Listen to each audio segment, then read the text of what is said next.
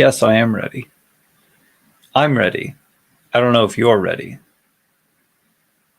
This might be very short. I don't know yet. And like I said, it's a little delicate situation here. Kind of hard to know exactly what I should say and what I shouldn't say. This is not the time where I'm looking for peer review, but that will happen. I did come up with a title to my commentary, and it's very long, like I said, but I feel like it's necessary in its own little way. It's slightly playful. So it is, if I can't coherently cover in a comprehensive and cohesive way, without contradiction or conflict, how I view the complete context of the coming of Christ, then I will concede. A commentary on eschatology. So that's what I've got going on. I've reworked a couple things. I'm not calling them chapters, but I have an introduction which sets the tone, hopefully, for why I'm writing about this. And I got to talking with somebody today, very wise person, that helped me in keeping going and where I want to go, which is just for theming purposes, that it's not that I want you to know something. I want you to, by the end of this, look at the Bible a bit differently, see something in it that you couldn't see before, and just have a brand new awareness of what you're doing when you read it. Or maybe just understand how to have a conversation with me. but also the rest of it's in the introduction. And then instead of chapter, I have section 1. And section 1 is the second introduction, where I go through the setup, the Old Testament, and the setup to Jesus's actual words that are recorded that talk about, this is what a lot of people are going to be using for their eschatology, is everything in the New Testament to build the case for what they believe in terms of a timeline of events. So that's section 1. I finished section 3, which means that I don't really remember what section 2 is. Okay, so section 1 is the setup of the Old Testament to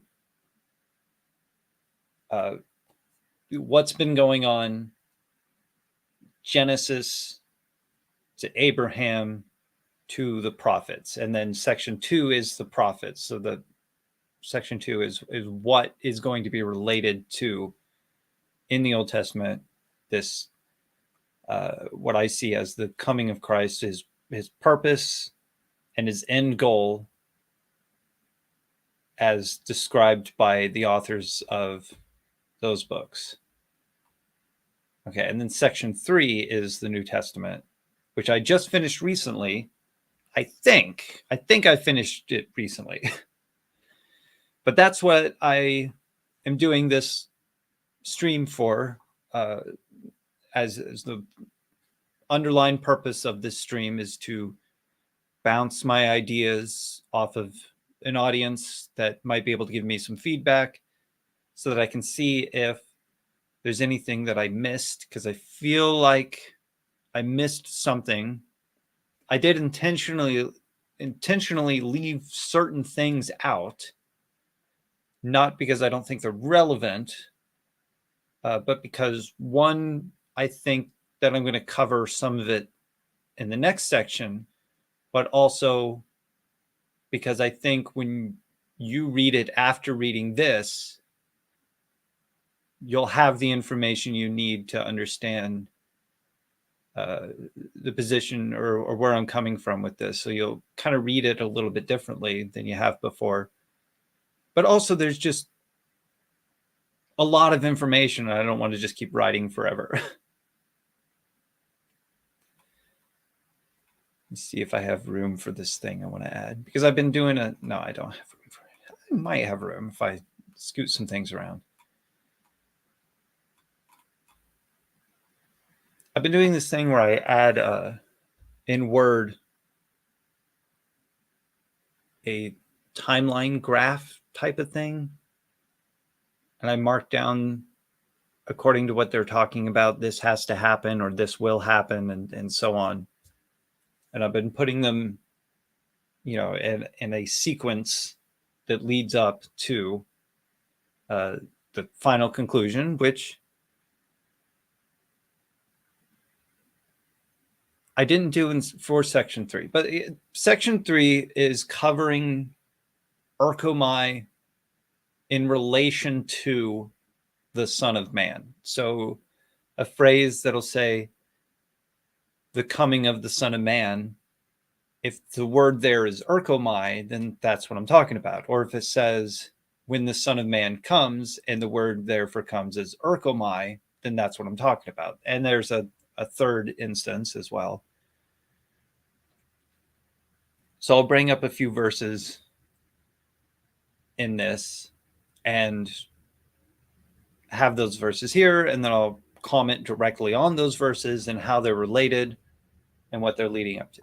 And that's a train is coming, so let me mute for a minute. But if you have any questions, go ahead and ask right now.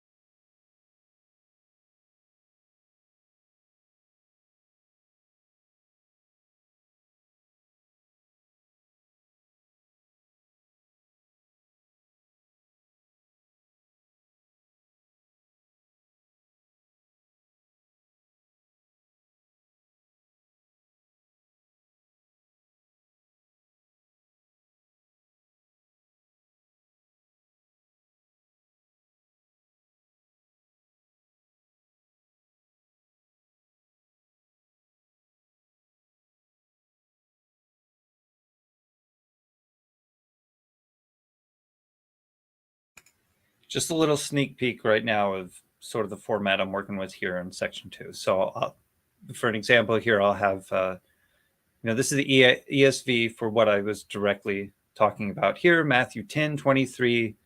This is verse 7, and proclaim as you go, saying the kingdom of heaven is at hand. And then I'll talk about what was going on there.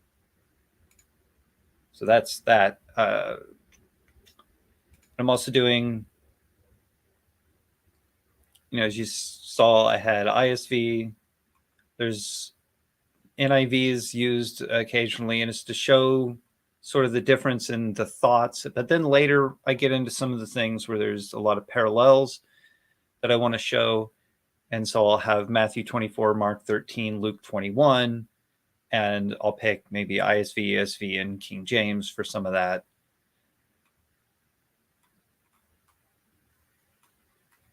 And along with this, when I send it in for peer review, I will have my notes with it as well, because my notes are going to be a lot more extensive than what I'm writing. For example, Matthew 24, I go through almost all of Matthew 24 and I make comments throughout it. And then I leave my thoughts in the fashion of which I had them at the time. So I have a first thoughts, second thoughts, third thoughts, fourth thoughts on Matthew 24 specifically. But then other verses, as I was going through, the thoughts that I wrote were my thoughts that I currently have, because I was just getting new information as I was going along. So when you see a first and second thoughts, it's because I I had been learning more, and I went back and reread it, and then read through my thoughts and said, okay, well, it's a little bit differently now, but I'm not going to delete what I said before.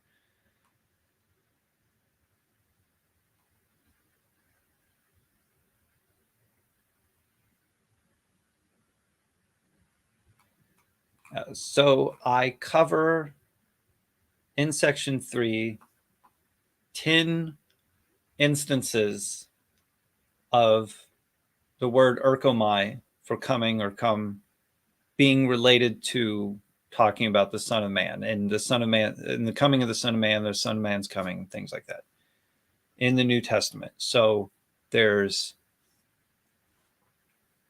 and I have that in my Excel spreadsheet.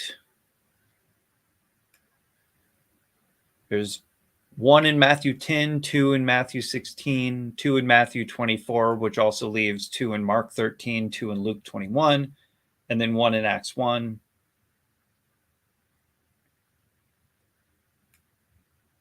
And those are what I'm covering here. Now, if you're aware, there are more. Train's coming back. There are more mentions in some of those in English of coming of the Son of Man or when the Son of Man comes, but I'll get to that.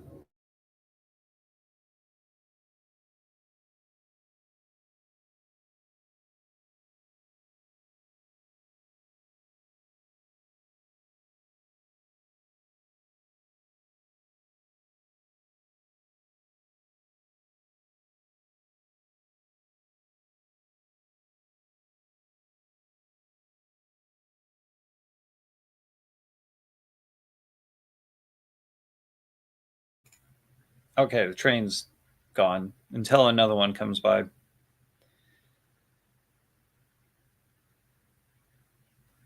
So no questions yet.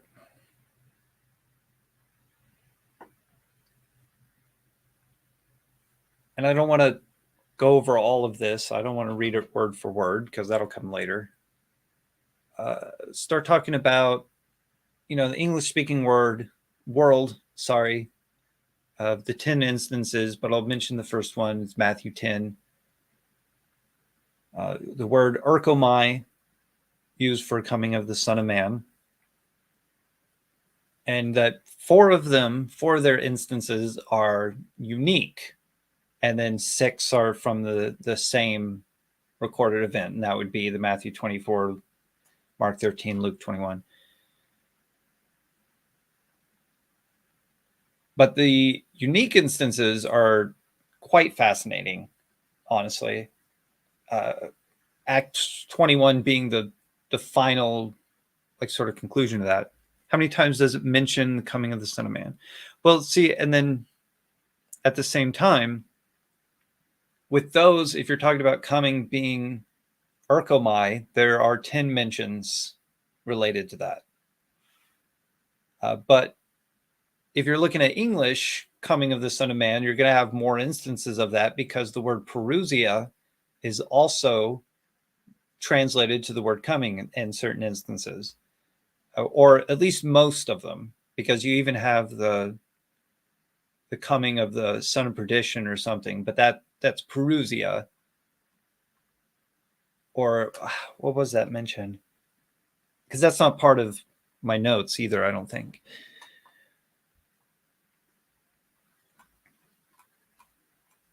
So in section 3, I'll cover the Matthew 10, which is verse 23. When they persecute you in one town, flee to the next, because I tell all of you with certainty that you will not have gone through the towns of Israel before the Son of Man comes. And that one is erkomai. And oh yeah, the other version is the Son of Man is going to come. And I'll get to that one soon too, because I think that's in Matthew 16.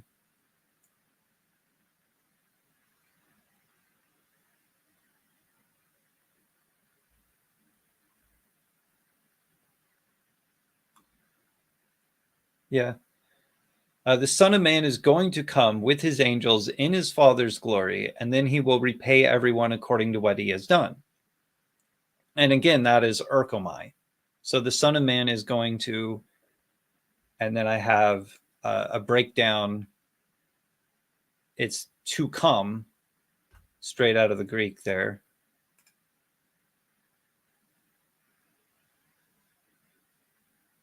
And then I play on this a little bit when I'm talking about what it means to come with his angels in his Father's glory, because if you look at, and that's the ISV, if you look at the NIV, it says, the Son of Man is going to come in his Father's glory with his angels. So the wording is a little bit different order, but I think the clarification comes later, also in Matthew.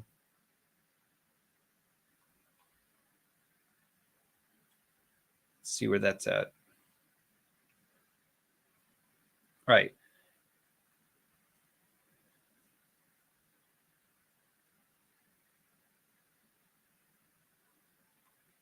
So in Matthew 24, verse 30,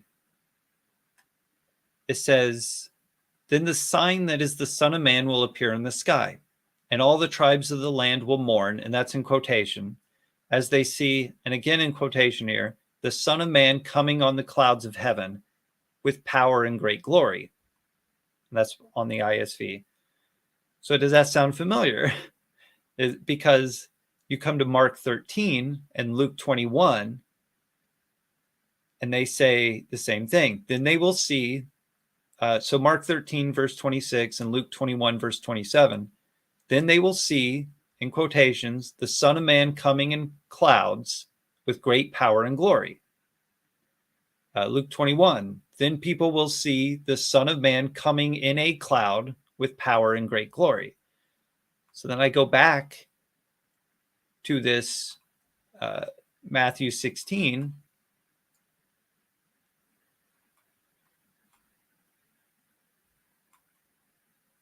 Son of Man is going to come with his angels in his Father's glory. Or the Son of Man is going to come in his Father's glory with his angels. And there's a lot of parallel between the term angels and the clouds of heaven. And here we have Father's glory for both wordings. So in his Father's glory, come in his Father's glory. So it's with his angels, or Father's glory with angels, or with his angels. He's going to come in the clouds of heaven with great glory and power. He's being glorified in this moment of riding a cloud.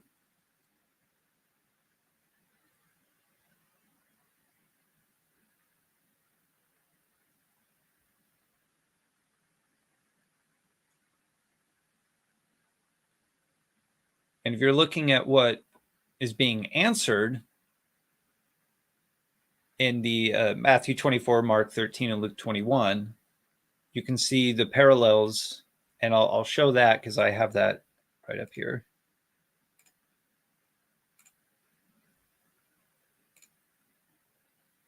Should have just kept this here.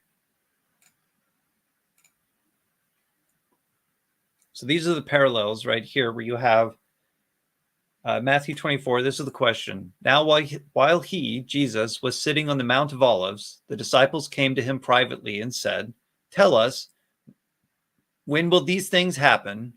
And what they're referring to there is he just talked about the temple, not one stone upon another. "And what will be the sign of your coming?" Which is, I made a note there, but I don't think I included it here. "And the end of the age." Let's see. You're not going to be able to see this if I pull it up. I'm going to look at this.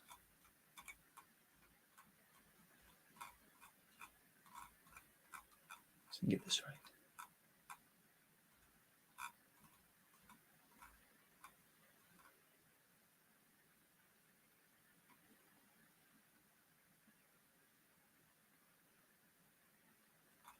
No, I don't think I made a note on that.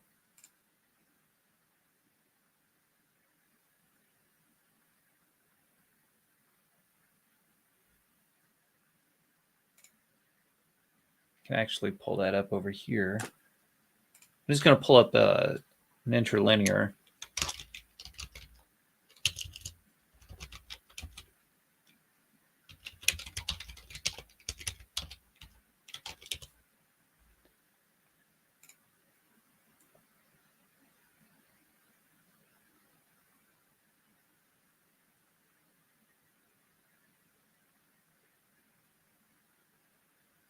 Yeah. So that word's Perusia.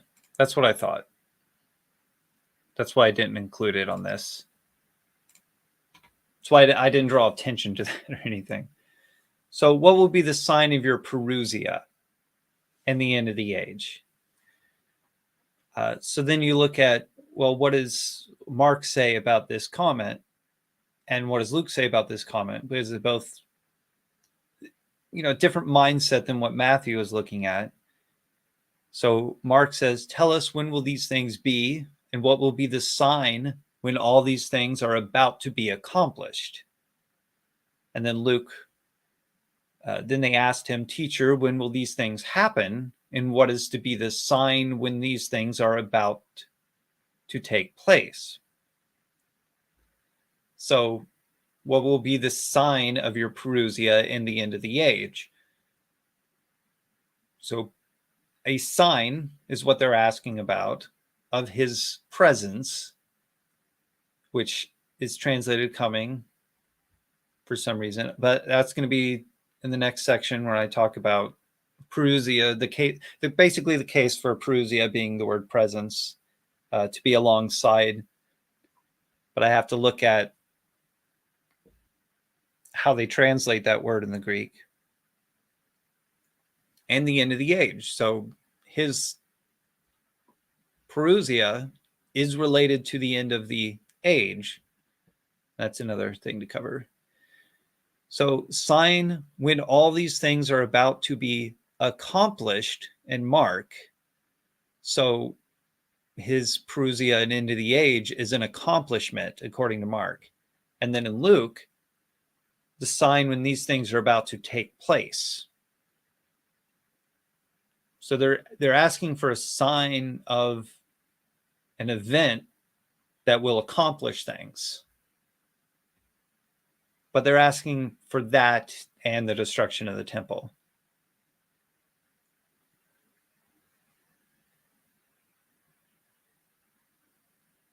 So then what does he tell them? The sign then is the Son of Man will appear in the sky.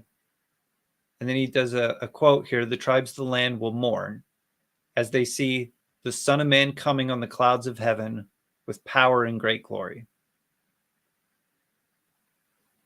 So this is the sign of the Son of Man is him coming on the clouds of heaven with power and great glory, being glorified while he rides on the Father's angels.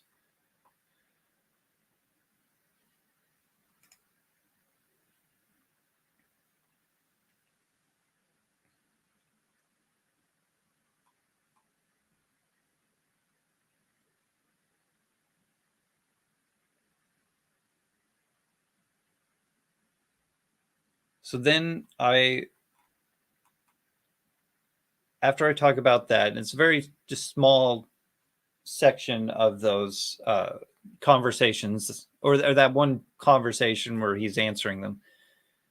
But in those three accounts, I go to Acts 1, where I finish off what is the last appearance of the word erchomai to refer to his coming on the clouds. And that's in Acts 1, verse 9.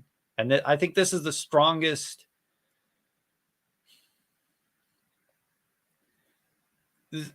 thing I have for a case for just erchomai being fulfilled.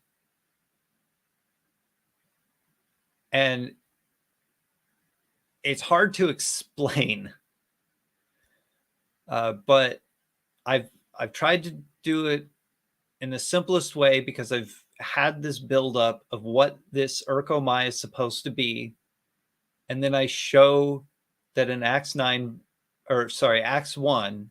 you have that accomplishment of that. You have that fulfillment of that, because Jesus has died, he's been buried, he's been resurrected, and he spent time with his disciples in the resurrection, talking to them and teaching them. And now he's going to go from them for the final time to what he's supposed to do.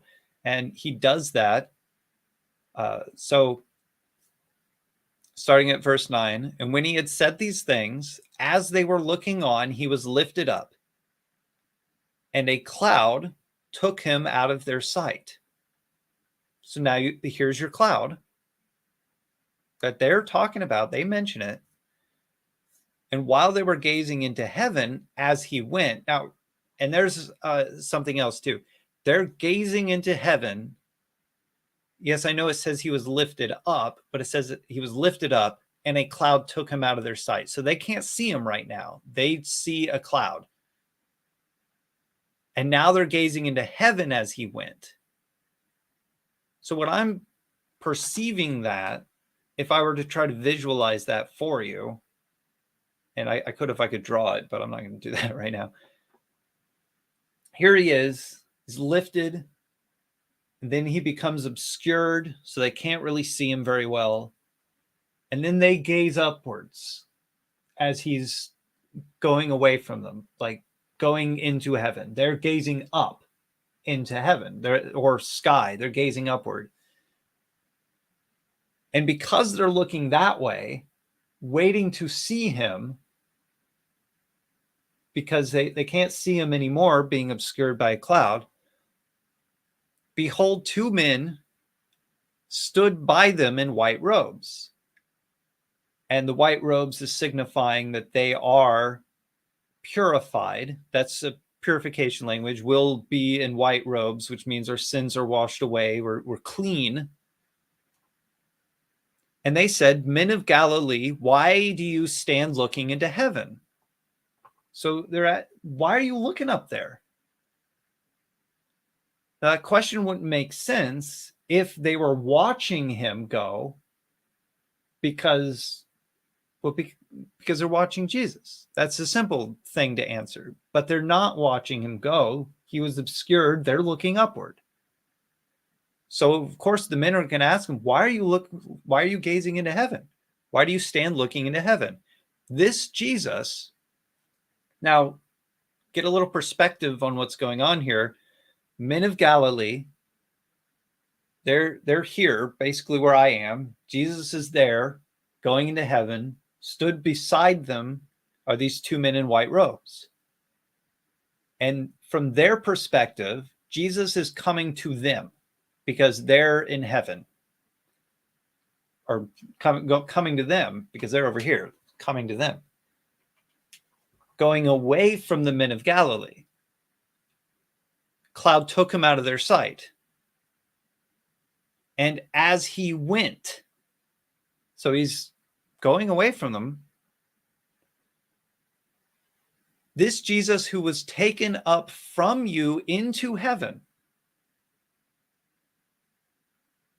All right? Now, this is the confusing part. This is where I seem to get a lot of people, in writing, you're going to have a mix of tense here with time periods and things like that. When someone's having trouble saying, they did this, they were doing this, and then suddenly they are doing this. And you get kind of confused on that. Are we talking about the past? Are we talking about the present? Or are we talking about the future? So in this, you have, he was lifted up, a cloud took him. While they were gazing, they were told or asked the question, "Men of Galilee, why do you stand looking into heaven?" So you have a lot of mix of tense there. This Jesus who was taken up from you into heaven will come in the same way as you saw him go into heaven. And then for some reason, people will look at that and think, oh, yes, he will come back. But hang on.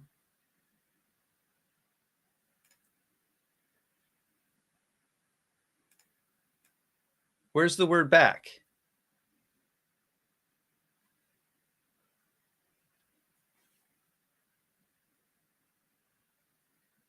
Well, it's not there.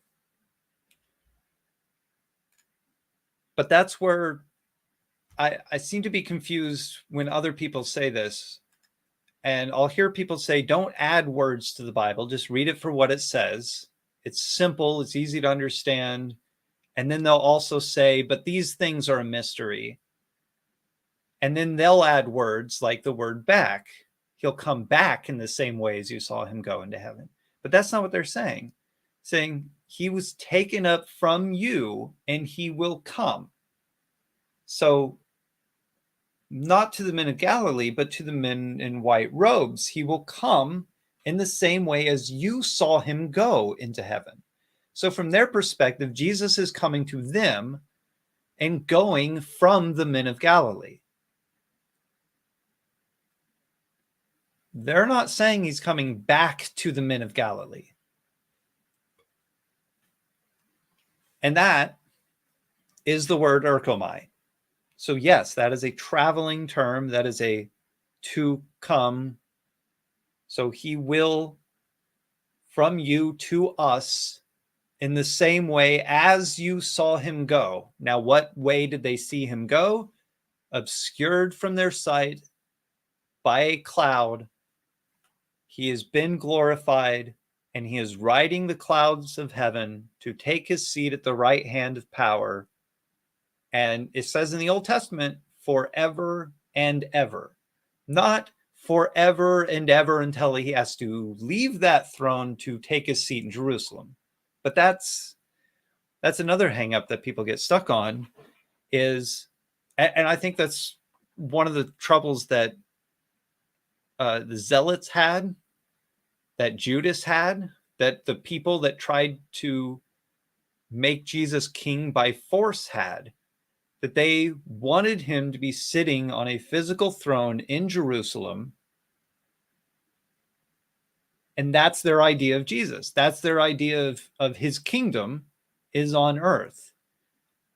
And then as I started to think about this and listen to people when they talk about their hope for his return, it got me thinking that, well, their hope is for eternal life on earth with their things and their stuff.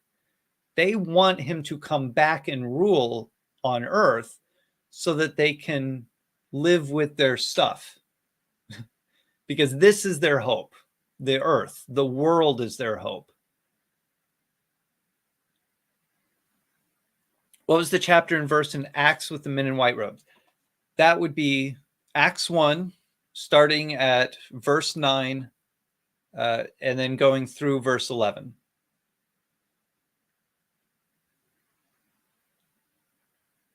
Also, hello.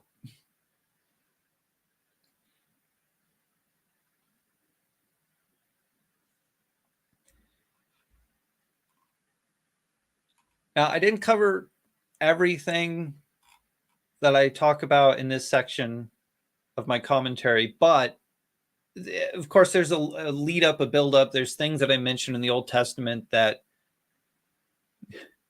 talk about this going to happen. So let's see, probably have this in my spreadsheet.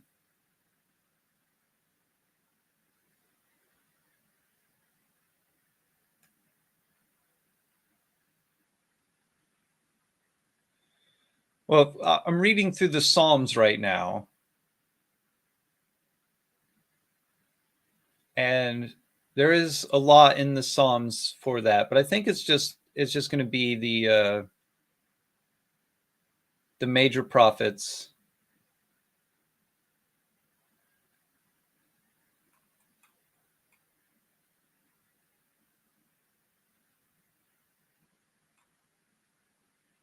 So Daniel is going to cover that. Isaiah.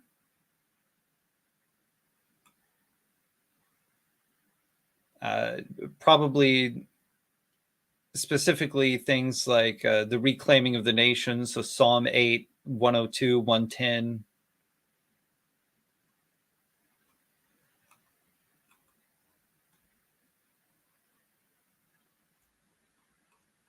And I heard recently, ish, could have been months ago now, when seeing the term heavens and earth, occasionally what that's talking about is the temple. So the heavenly type of heavens and earth, or there are some things that are mentioned as the heavens, and those are temples when they're on earth, because they represent mountains, and mountains are these mysterious places, high places that people couldn't get to at the time, and they believed gods resided up at the tops of the mountains. And then the term new heavens and earth is about the new temple.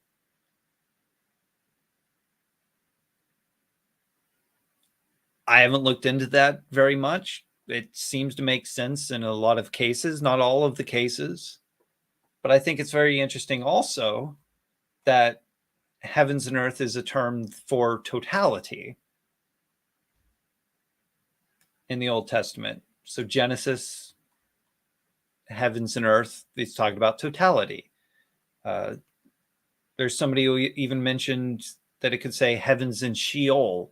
So you have the above and the below. You have, and when you have above and below, there's nothing that's left out. So again, it's totality language. So when you have new heavens and new earth, which is the new creation, they're talking about a new totality. There's a strong connection between all of that I think is really nice and really beautiful. So people are or have asked me, I think Kelvy Cuello, I've been on his channel, and him and Paul, they've asked me, because they talk about their hope in the second coming, but they don't like to talk about eschatology. And I understand it's a difficult subject. They said, what is your hope then? If you don't have hope in his second coming or coming back. And if I'm starting to have this perspective or this idea that, oh, hi, yeah, there you go, right there. Hello. And my hope is very similar now. Like I'm seeing it a little bit more now.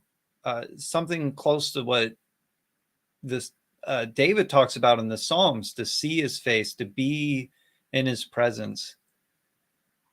Yeah, I just mentioned you. You missed a lot. It's been going about 40 minutes now. But if you have any questions, I could answer them now. I was saying that I had just finished writing section 3 of my commentary, and I feel like I didn't get everything in there that I wanted to get. So I was trying to bounce some of it off of an audience to see if anybody had anything that gave me that moment of, I need to include that, because I didn't seem to cover that, or there would be some confusion if I left it where it was. And I don't want to leave confusion. And then at the same time, there are things that I say that's going to be covered in the next section. I'm not ignoring that. Keep reading and it will be covered. Section 3 is covering the use of the word erkomai in relation to the Son of Man. So, coming of the Son of Man, when this before the Son of Man comes. So that Son of Man, and then erkomai, the Son of Man is going to come.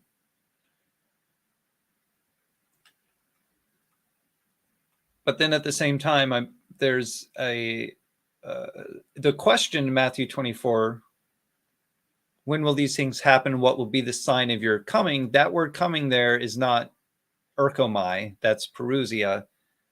And that'll be in, need to go back and listen. All right.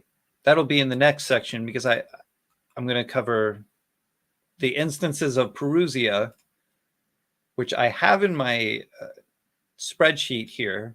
And I have a little bit of a breakdown of the Greek that I had some help with from that the guy that I talked to on your stream,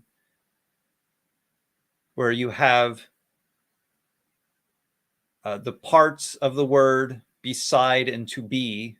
So to be alongside of. This is very enlightening. Let's get together for coffee soon and talk. Keep up the good work. Good night. All right. Thank you for dropping by. I would like to do that. Yes. And on the, I don't know what you're up to. I know that our small group's going to be on the 5th in the building. And I will be there for that.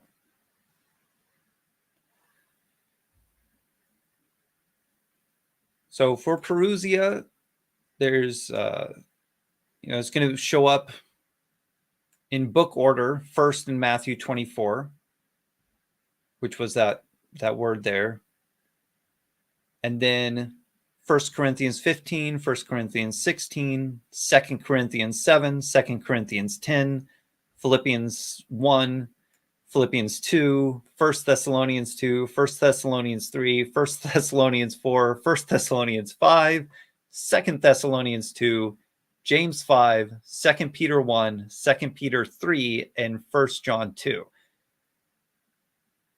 And then in Revelation as well. But I'm not including Revelation because that would be its own commentary and take forever.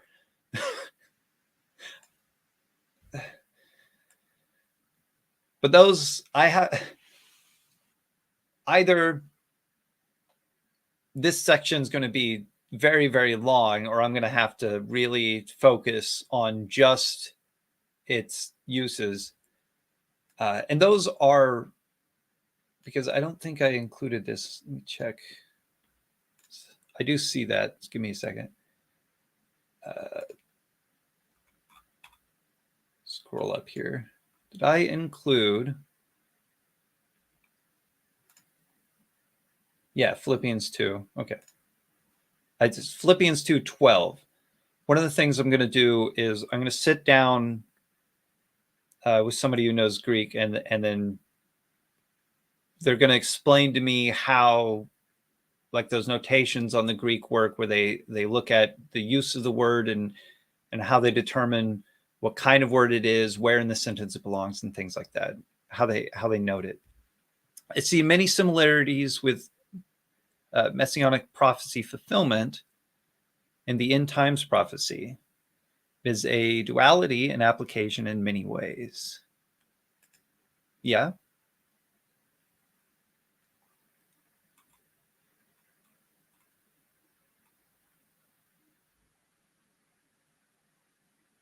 Let's see, where did I get to? As I was reading through the Psalms and writing this, I started realizing how many different mentions of that David had in hopes of being in the presence of God. And there's a lot. And I'm not even halfway through them.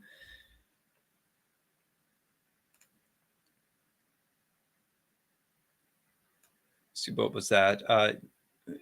In relation to humans going to heaven is what I have in my notes. So, and I have a question mark on Deuteronomy 30. There's Job 19, and then I had Psalm 1, Psalm 5, Psalm 11, Psalm 17, Psalm 22, Psalm 23, Psalm 73, Psalm 139. And the 73 and 139 I knew about, but I had gotten up to Psalm 23, and said, all right, I need to stop including these because it seems like it's just going to keep going. Those are for my own notes.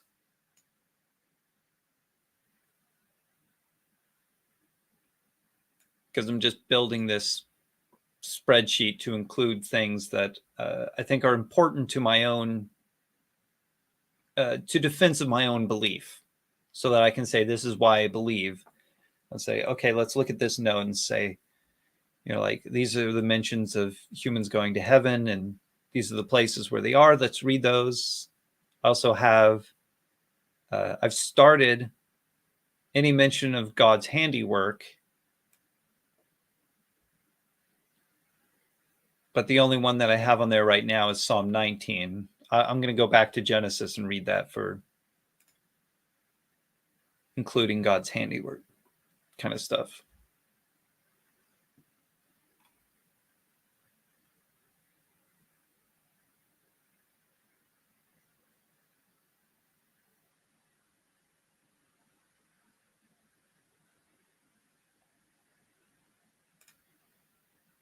All right, so the next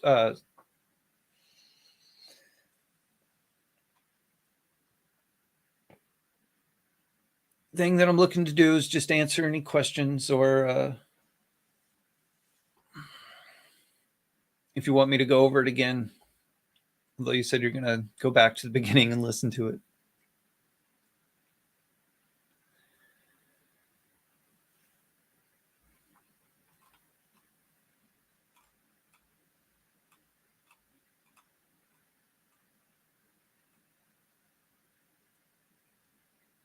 Because the hard part comes after this. Perusia is a hard thing to write about. Not just the amount of its occurrences, but because I haven't completely finished my study on the word. I also want to look at the difference. Having an interlinear up is helpful for that, but I want to look at the difference of its use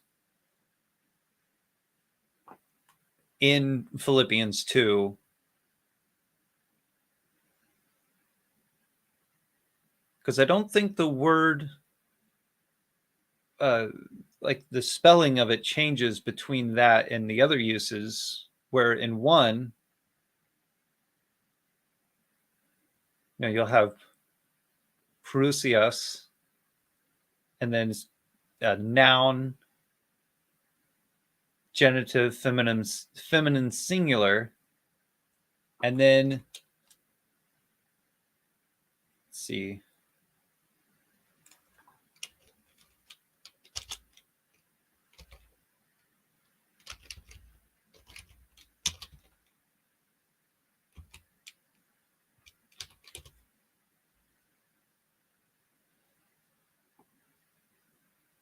where was that?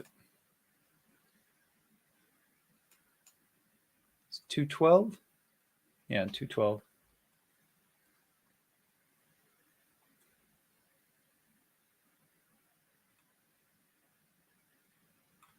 Which is the obey me in my presence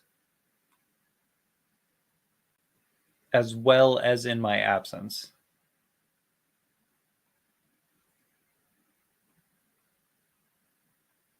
And the word presence there is Perusia.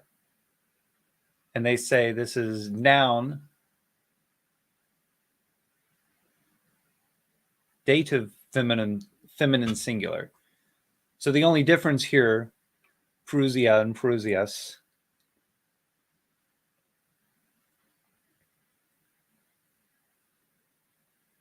a being near, advent, physical aspect.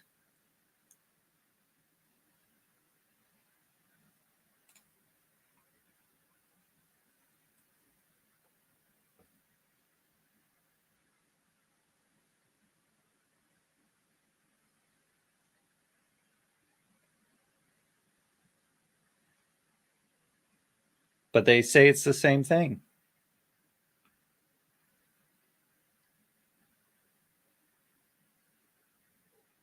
present participle of the same word, a being near, advent physically, aspect. If you look at that in an interlinear, it's going to say that it's the same word, except in one instance it's translated coming, and in the other instance it's translated presence. Acts 1:11, this same Jesus who has been taken up from you into heaven will come back. Well, that word back is not in the Greek. It doesn't say come back, it just says come, in the same way you saw him go up into heaven.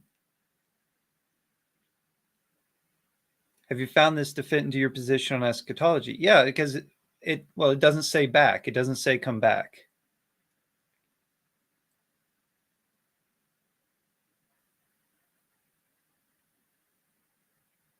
And again, I did this, tried to give a visual of this earlier. So when he said these things as they were looking on, so imagine I'm the men of Galilee in this position, and Jesus is over there. He was lifted up, and a cloud took him out of their sight. So what they see isn't Jesus anymore, but a cloud. And while they were gazing into heaven as he went, so he's going, it says as he went, and they're gazing into heaven, lifted up, obscured by a cloud, they gaze into heaven as he goes. Two men stood by them in white robes. And I talk about the white robes thing and how that signifies purification. We'll wear white robes when we're in heaven. So these are two men from heaven. And they say, men of Galilee, they're over here. Men of Galilee, why do you stand looking into heaven? Well, if they're looking at Jesus, that's a dumb question to ask. They're looking into heaven while Jesus is being taken from them in a cloud. So it's a good question to ask. Why do you stand looking into heaven? This Jesus who was taken up from you into heaven, so there's the term, he was taken from you into heaven. He doesn't say taken from us. It says taken from you into heaven. Will come in the same way you saw him go into heaven. Now, from the white men's perspective, Jesus wasn't taken from them. He was taken from the men of Galilee, and he is coming to the men in white robes. So yeah, he will come in the same way you saw him go. So they saw him go, they're seeing him come. But the word back, it doesn't say come back. And that wouldn't make sense for the context either. They're not going to say he'll come back to you, because he's supposed to take his seat forever and ever, not forever and ever until he leaves.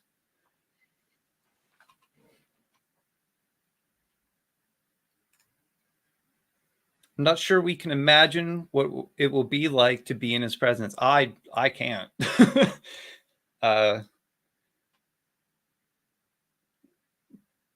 It's glory. I mean, how do you define glory? I don't know. Splendor, glory. There's our words will always fall short in describing his majesty, and it's not something that we can conceptualize either, because it's not bound within the limitations of our universe.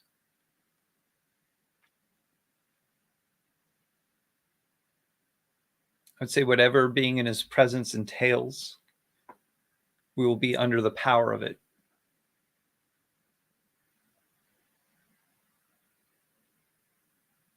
Yes.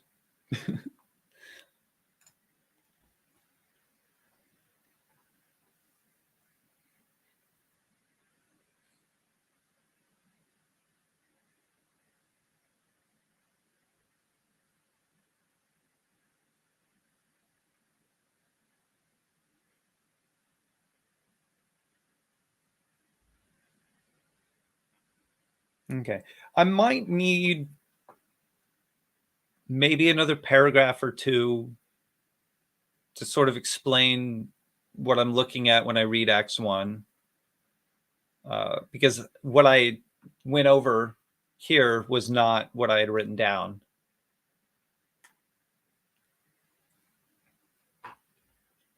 I think I could break it down sort of in the same way that I did without having an actual visual. Maybe I could draw characters to show what I'm talking about and include just the little image.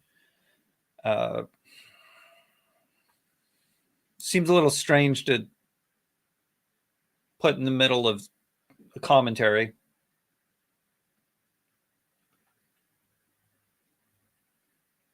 I'm not sure.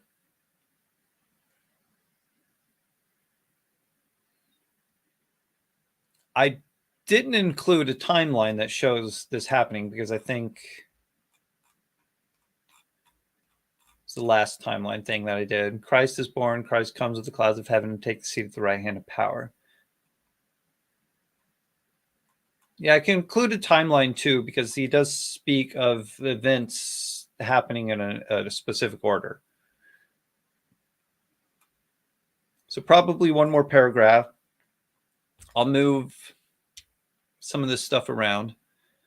Can I make a note to myself?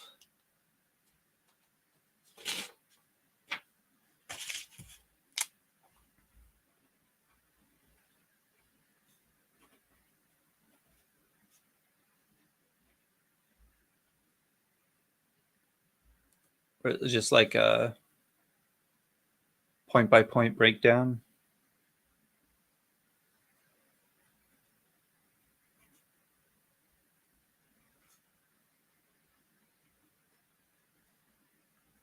And then timeline.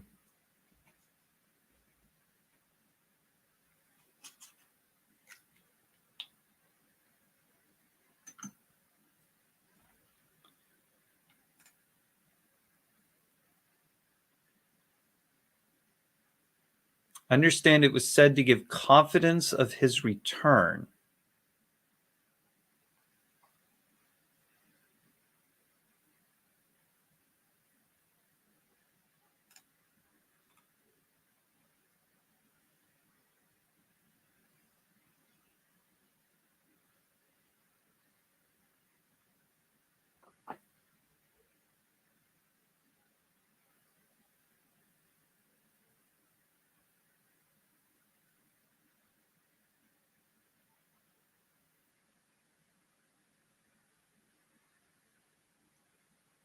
Do you know where?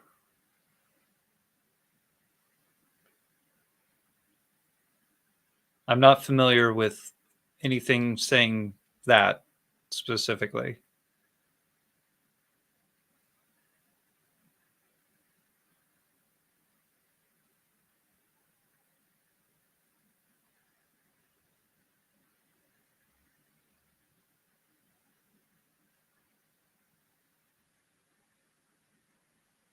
I mean, that in itself would be quite jarring for me if it did say that and I didn't include it.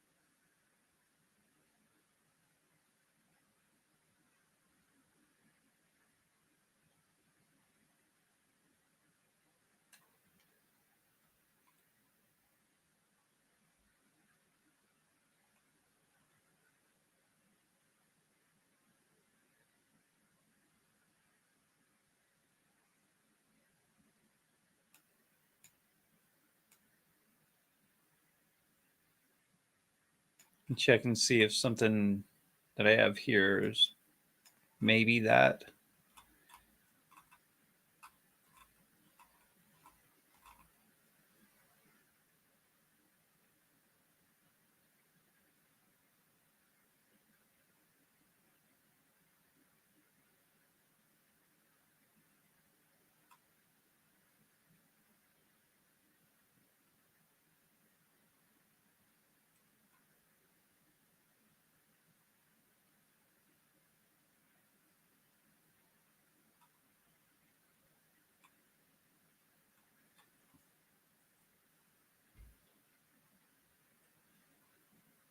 No.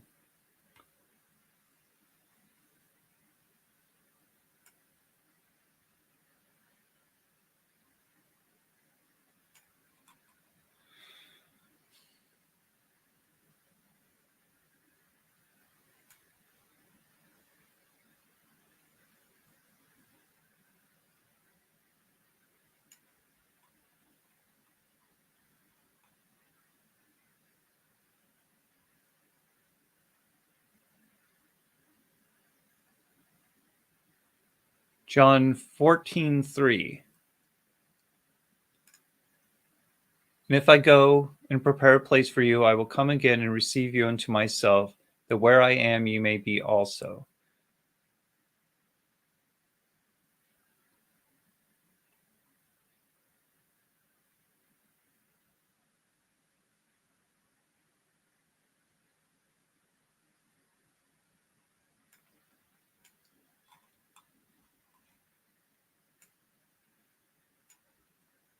I actually covered that in a short video that I did because I had a lot of time to think about that after somebody on a stream in the comments section told me that was their favorite verse on eschatology or related to that. Let's see. Don't let your hearts be troubled. Believe in God, believe also in me. There are many rooms in my Father's house. If there weren't, I wouldn't have told you that I am going away to prepare a place for you, would I? And since I am going away to prepare a place for you, I'll come back again and welcome you into my presence, so that you may be where I am. You know where I am going, and you know the way. That's the ISV. I don't think there's...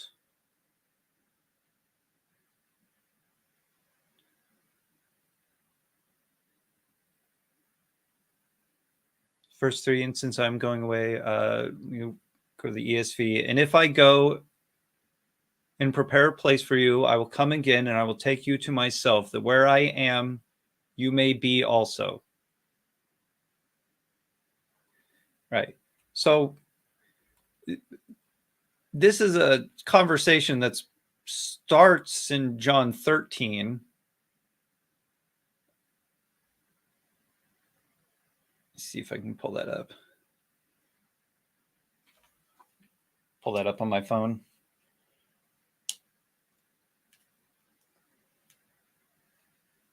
I don't think I'll break it down any better than I did in that other video, but I can try.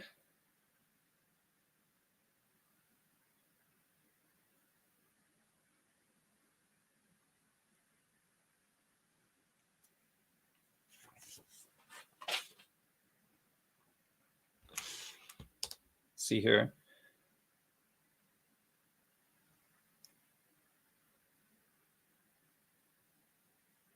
When he starting, so John 13 verse 31, probably go a little bit before that too.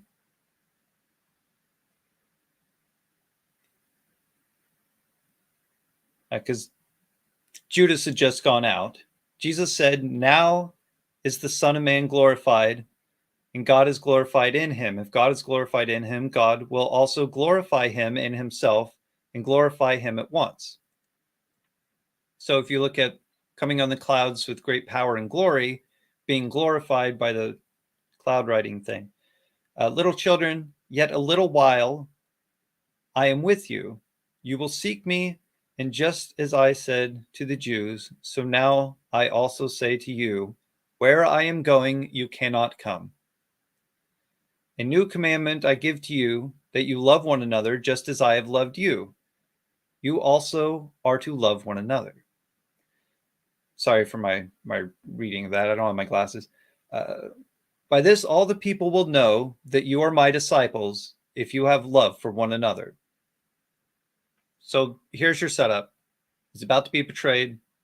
Judas goes out. He's giving them more information. Something that John records that the other gospel writers don't record is this conversation between that and his actual betrayal. Simon Peter said to him, Lord, where are you going? Jesus answered him, where I am going, you cannot follow me now, but you will follow afterward. Peter said to him, Lord, why can I not follow you now?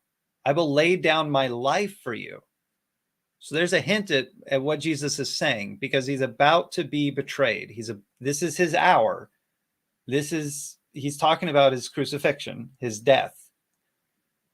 And he's telling Peter that Peter can't follow him right now because this isn't Peter's time to also die. Peter's saying that he will lay down his life for him. Jesus answered, will you lay down your life for me? Truly, truly, I say to you, the rooster will not crow till you have denied me 3 times. Because he does follow him, wanting to go where he goes, but then he denies him right outside the court. And then we get into the continuation of what he's saying here.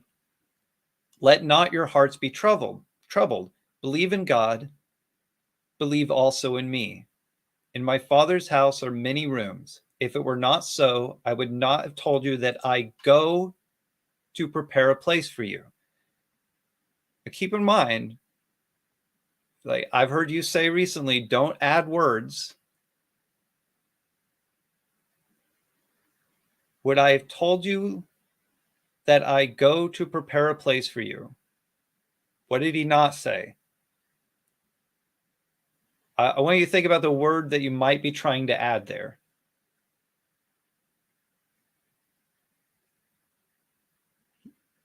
So he didn't say, would I have told you that I go to my Father's house to prepare a place for you? He says he goes. He's telling him that he's going. Where I go, you cannot follow. Peter's saying, I'll lay down my life for you. He says, you will deny me. He's going. This act of him going is going to prepare a place in his Father's house for others.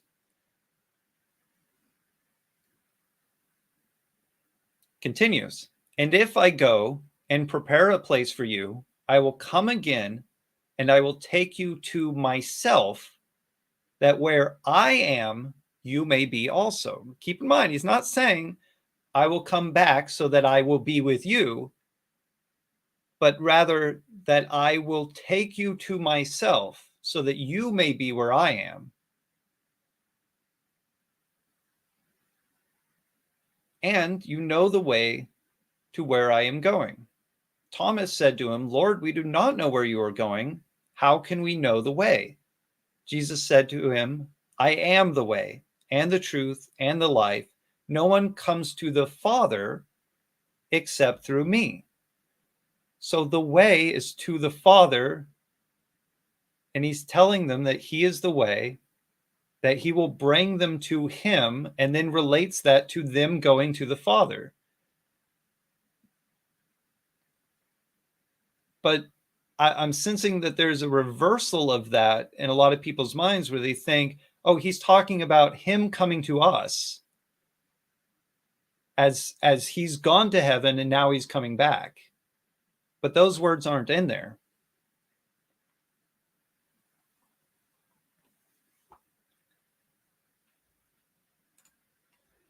Yes, he had to do this on his own. He had plans for his apostles to continue in his ministry, yes. There was also the threat that they would be crucified as well. Yeah, well, you know, look at how most of them died. There was, a definite threat that something bad could happen to them by doing that. But John stayed very close to him, was even there at his crucifixion. Probably while he's recording this as well, because he could see that, you know, the other disciples scattered, and Peter, although he tried to be confident and go with him, didn't quite understand and denied him, probably out of fear that he would be crucified. But this talk about Jesus saying that he is going, not I will prepare a place for you, but I am going. He's from here to there. And that act is in order to prepare a place for them in his Father's house. But, you know, like, don't work in extra words like, I am going to my Father's house to prepare a place for you there, and then I will come back to earth. Because that's not what he's saying. And this, if you want to see where this happens, it happens at his crucifixion. He dies. He goes. He's crucified. He dies, and then he comes back. He is resurrected. And so that's fulfilled. And if that's fulfilled, why then does there need to be some kind of rationalization for this talking about a coming again after his ascension to heaven in Acts 1?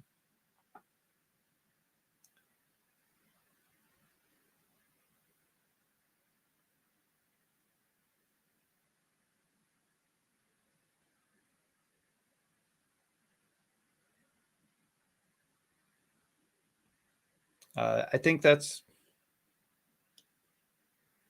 pretty close to what I needed to talk about there.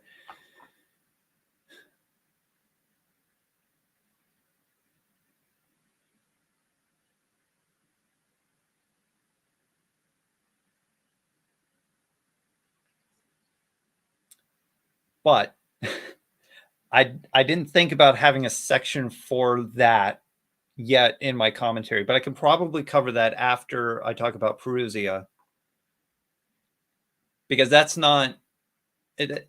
I don't think that's related to the terminology that I just covered in section 3, which is coming of the Son of Man, because he doesn't say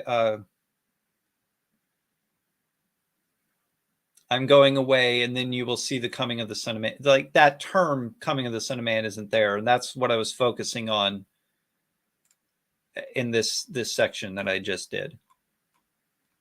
But I will, so I don't forget, I will make a note to talk about that with some of the other things. Although it is in my notes.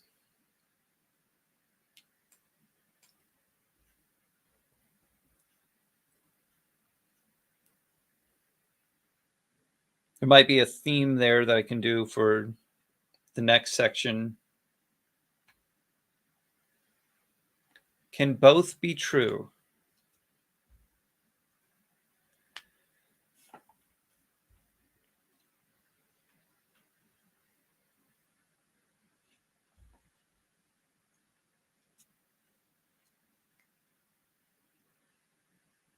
If there weren't, I wouldn't have told you that I am going away to prepare a place for you, would I? And since I am going away to prepare a place for you, I'll come back again and welcome you into my presence so that you may be where I am. Not so, I would not have told you that I go to prepare a place for you. And if I go to prepare a place for you, I will come again and I will take you to myself that you may be where I, so that where I am, you may be also. I just don't see it. I don't see a defense for this talking about him coming or going from heaven back to earth in that way. Like, it's very clear that he's talking about his crucifixion, his death, and his resurrection, and that act is the thing that gives us this freedom from our sins. Have you considered the possibility? Yeah, the first thing that I did, because when somebody brought this up, because I didn't have John 14 in my notes, was, oh, well, there you go. It has the words come back. There's your second coming right there. But as I was reading it, it just didn't fit. And then I went back to John 13, which was my question before I did that video on this, was, well, does it say, one, does it say that he's going to his Father's house? And then two, is there any indication of what this conversation came out of? Like, why did he start talking about this? Is there a subject that this is related to? And then I went back and read it and found that it doesn't say he's going to his Father's house. And the subject is his crucifixion. He's about to be betrayed by Judas. He's going away from them. He's going to die, and then he's going to come back. And that happens. They record that. And then if you know the rest of the story, if you know what the act of his sacrifice does, then you know that is also, you can say that this is the act of preparing a place for us in his Father's house. And then I start to make the connections between that and I will take you to myself. That where I am, you may be also. Instead of the other way around, that where you are, I will join you. And also, and you know the way to where I am going. And they say, what's the way? Thomas asks, what is the way? And he says, I am the way, the truth, and the life. No one comes to the Father except through me. So the way is Jesus to the Father. Instead of, again, the other way around, the Jesus from the Father to us.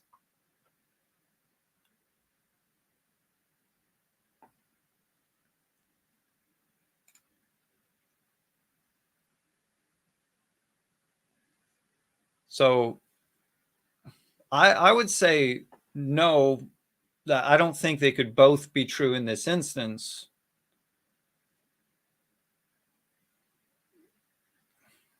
For a number of reasons, one of them being that there's just words that aren't there that would need to be there. But the big one is just the subject of the conversation. You know, what spurred this conversation? He's about to be betrayed. He's going away. He's going to be crucified. He knows this. They don't.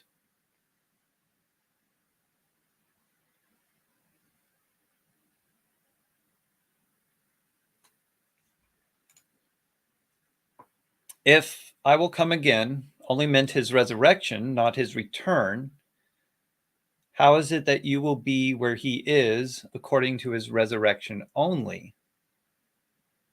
He was on earth in his resurrection. So that you may be where I am.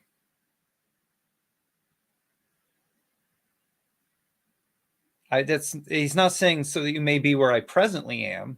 You know, I don't see a reason to say that that's confining it to the moment of where he is when he's saying this, or the moment of where he is when he is in the resurrected form, because again, he's talking about his Father's house.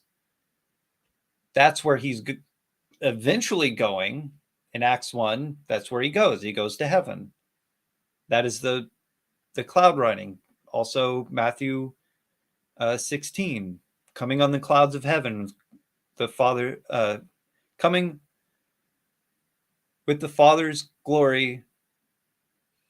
You know, my head's jumbled now.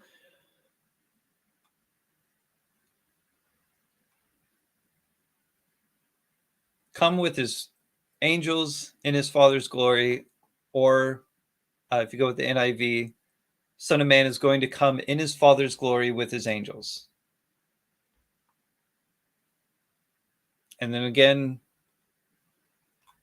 that same statement of his erchomai in his Father's glory with his angels is reflected in Matthew, Mark, and Luke. Matthew 24, verse 30. Then the sign that is the Son of Man will appear in the sky, and all the tribes of the land will mourn, being a quotation there, as they see, and this is the next quotation, the Son of Man coming on the clouds of heaven with power and great glory. So the clouds being the angels, that's a common theme that I can't make a case for, but I have heard other people make a case for. And then with power and great glory, the glorification, he's been resurrected. He's being put in that position to be at the right hand of the Father to rule forever and ever.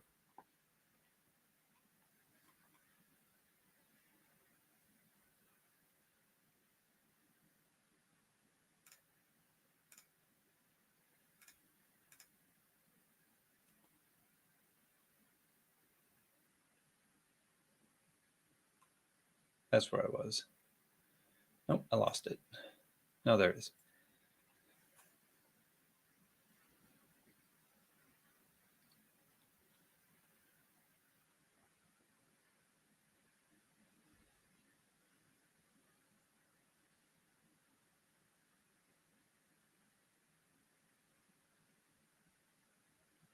And also it says, and take you to myself, that where I am, you may be also.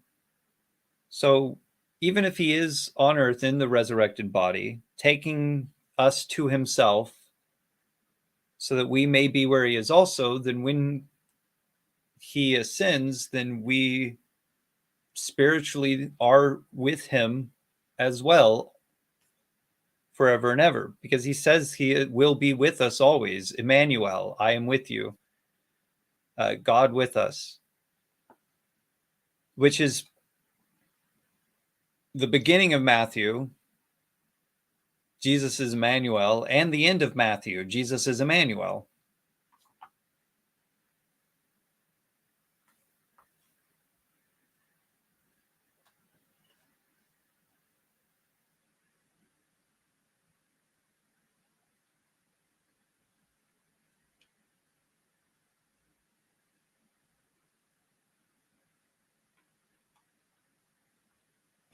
What are you doing?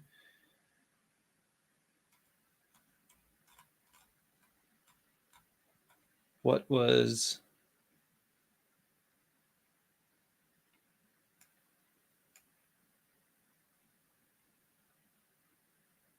I think that would be related to...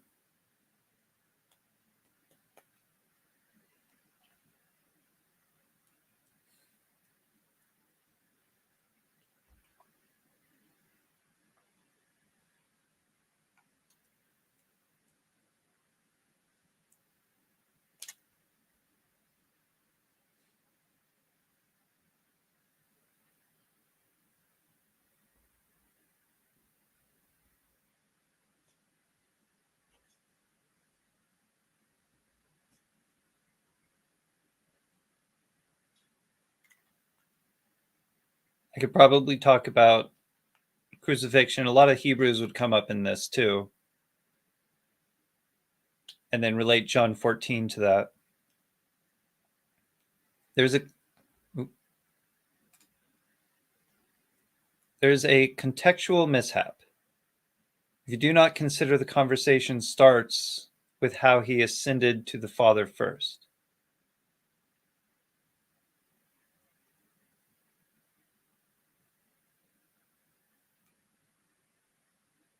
Yes, hindsight is 2020. Well, at the same time, the Gospels themselves, if you're reading them for the first time and you don't know like the rest of the story, if you don't know about his resurrection and you're starting, let's say you read Mark right at the very beginning of Mark and you don't know about the resurrection, do you think Mark, and that's the shorter version of Mark without the extra on the ending, do you think that makes the case for Jesus being the Christ? Because it seems like John doesn't think it does. I mean, these things are written so that you may know Jesus was the Christ or is the Christ.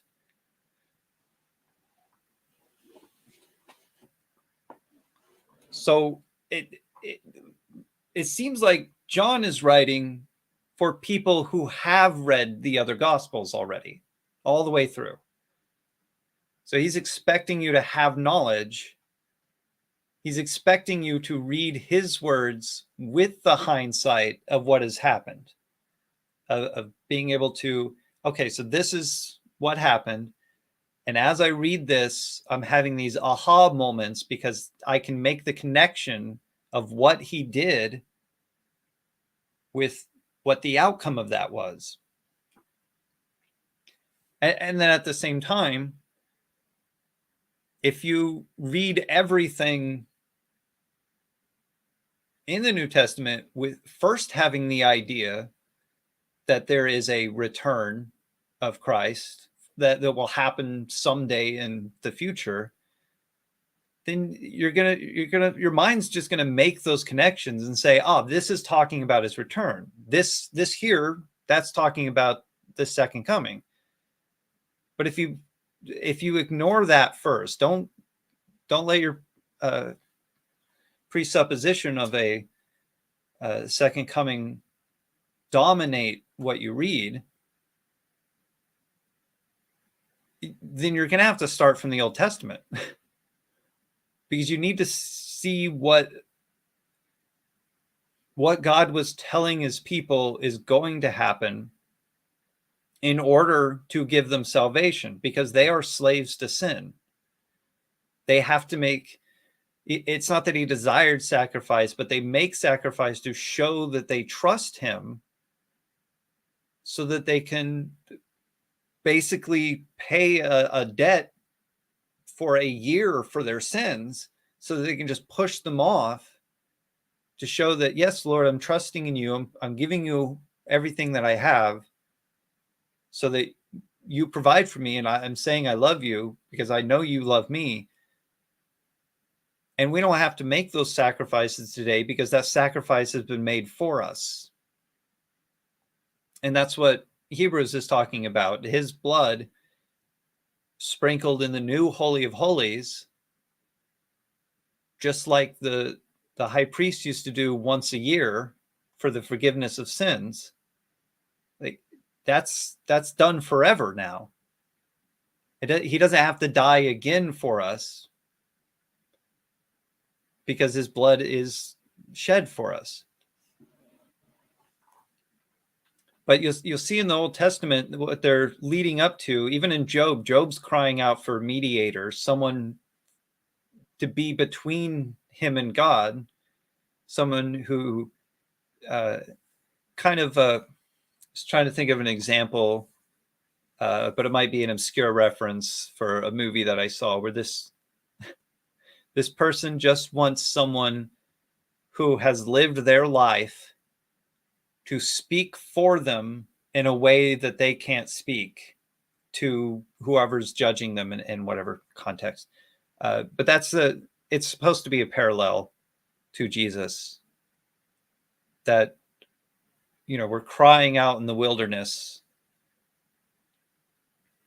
do you see me, Lord? And then Jesus comes and says, yes, I've seen you. And I understand you, and I have overcome the world. And then God's giving word to these prophets, telling them, this is going to happen. I've made a promise to Abraham that his inheritance is the nations, that his descendant or his seed will be the king.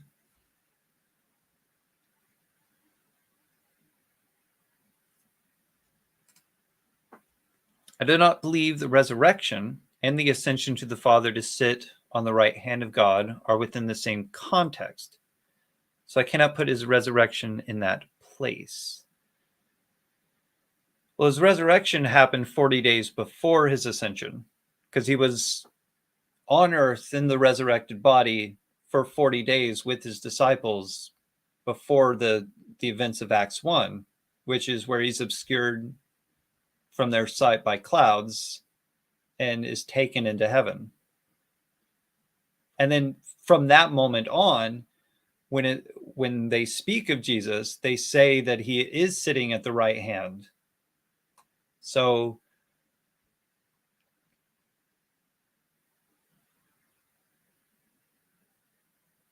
let's look at Ephesians 1, which is in my notes here.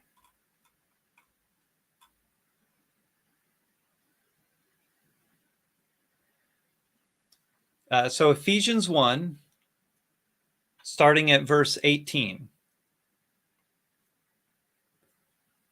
The eyes of your understanding being enlightened, that thee may know what is the hope of his calling, and what the riches of the glory of his inheritance in the saints, and what is the exceeding greatness of his power to usward who believe, according to the working of his mighty power, which he wrought in Christ, when he raised him from the dead and set him at his own right hand in the heavenly places, far above all principality and power and might and dominion, and every name that is named, not only in his word, but also in that which is to come,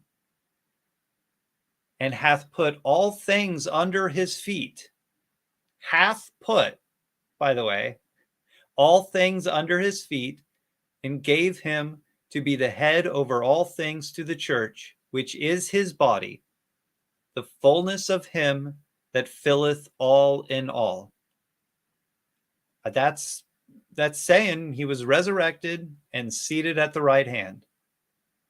It's not saying that the resurrection was the seating at the right hand, but that those things happened in the past for when Ephesians 1 was written. And see here,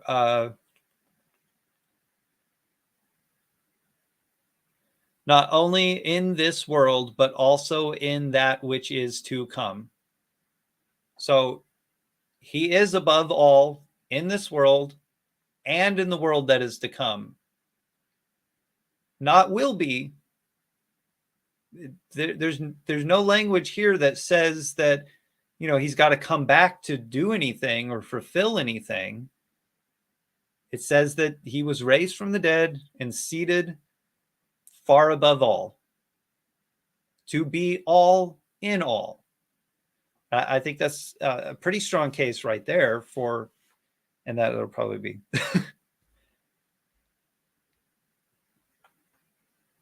part of this section when I get to it.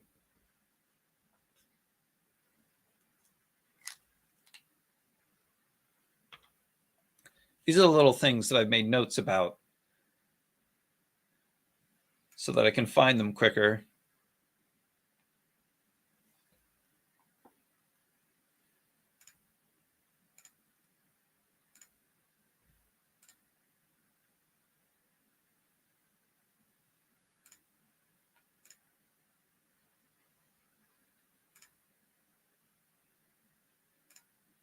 Right there. So I've got, you know, anytime I had a place here and I'd read through it and I wanted to make a note of the, I don't know, the basic understanding from my perspective of what this was talking about, I just made a little note here. So, you know, I have Ephesians 1, Jesus was raised and has taken his seat at the right hand of power. So if I know that that's the context of it, then I can scroll down to where it says that in my notes and find that somewhere in here. If you want to look through my notes here, you'll have to wait till I've released the commentary, because these will be included. But here's where I've included the ISV and the King James for this, because I think the ISV, the ESV, and the NIV are all very similar wording, but the King James has a slightly different wording on that. So I wanted to make sure that it was included because the wording is a little different. It doesn't have a different message. It's just worded a little differently. And this is always helpful to me to see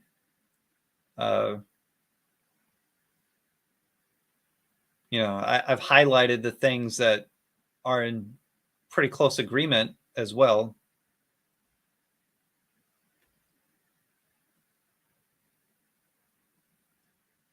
The fullness of the one who fills everything in every way.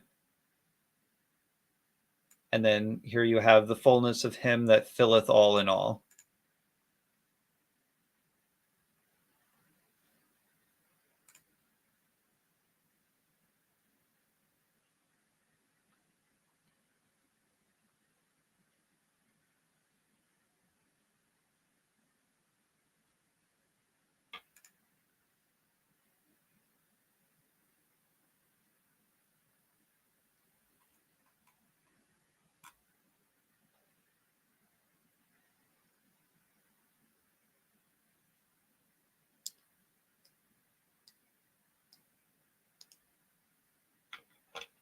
see, I can get this started.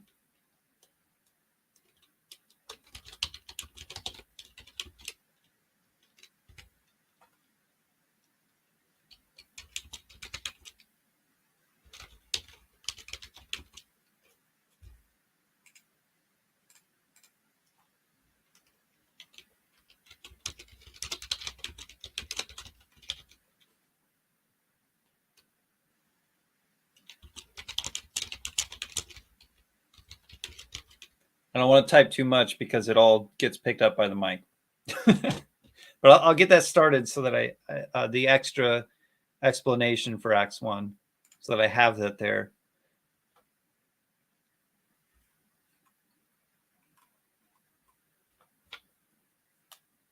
And then I want to put, this will probably be section 5.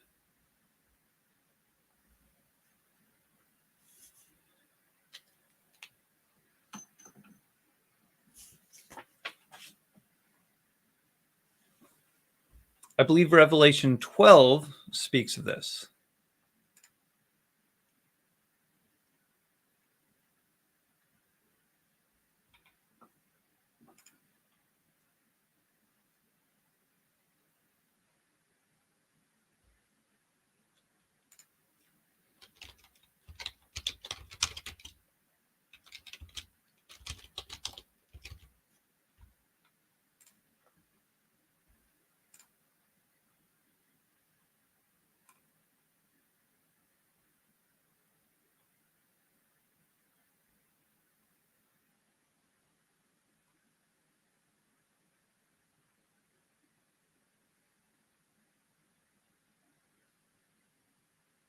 The signs, it starts with the signs appearing, the woman, the dragon. I've heard, Jesus conquering.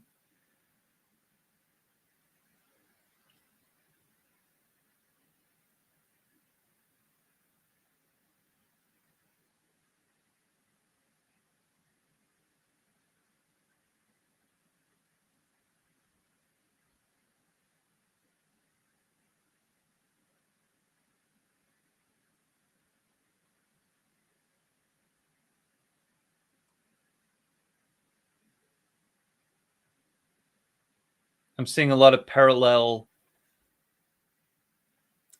with Mary and having to flee and because of the census and Jesus's birth.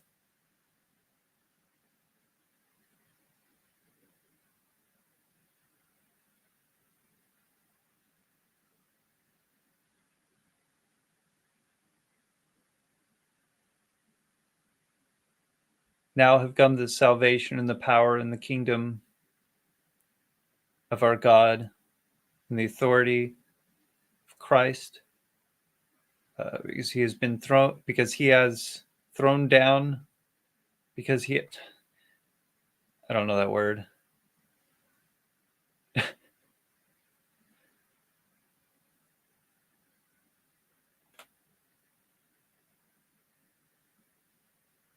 Because it's a verb. Thrown down, has been thrown down, because he threw down the accuser, threw down Satan.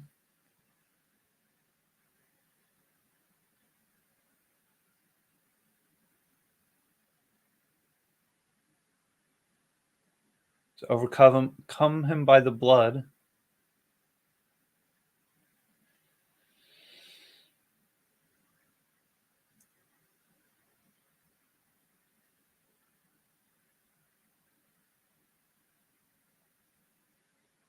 Now that is a little above my head.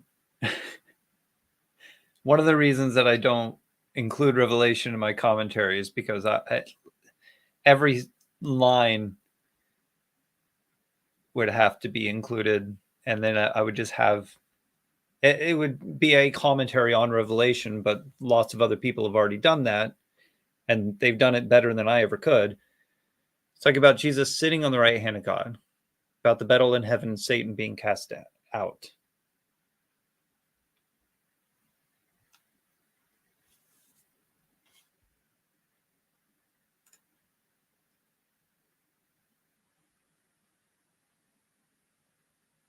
Yeah. Enemy is a footstool type of thing.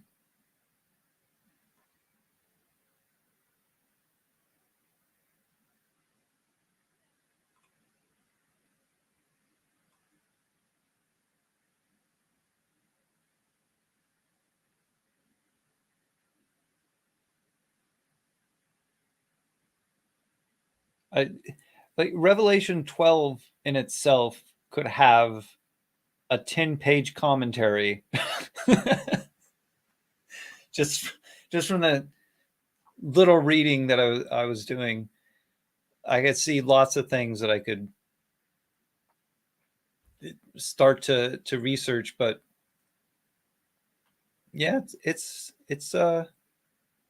does seem related to that event for sure. There's a lot of direct uh, recognizable events.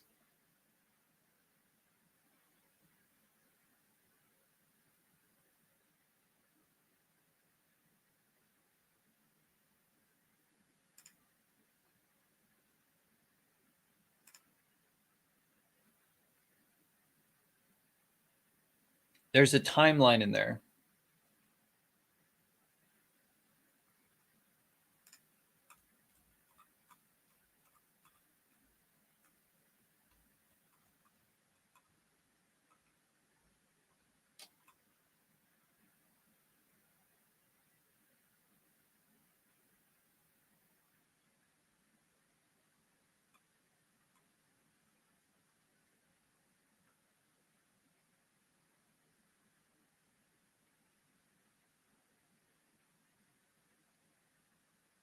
When to make war with the rest of the children of her, keeping the commandments of God and holding the testimony of Jesus, and he stood upon the sand of the sea.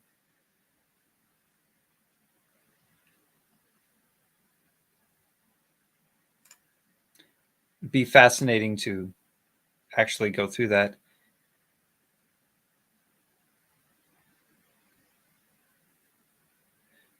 Speaking about Israel bringing forth the Messiah.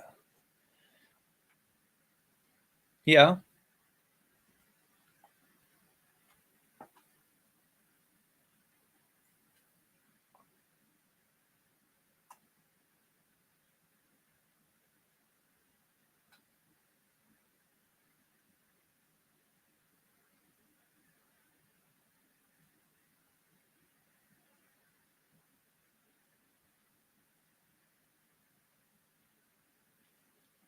Do we have any more questions? They don't have to be Bible questions.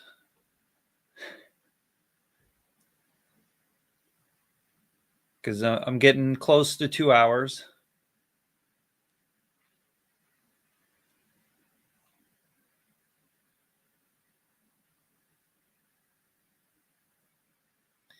I can't sit in this chair for very long. My back's already hurting. I'll do it. I will be here for 5 more hours if I can, but I need something to do.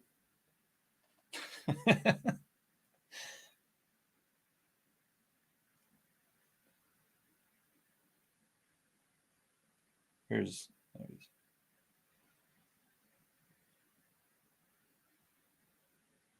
I'll say something. I was referred a series. I just crashed my Bible app by clicking the wrong thing and then trying to go back. 12 Tribes in the Crown. Yeah.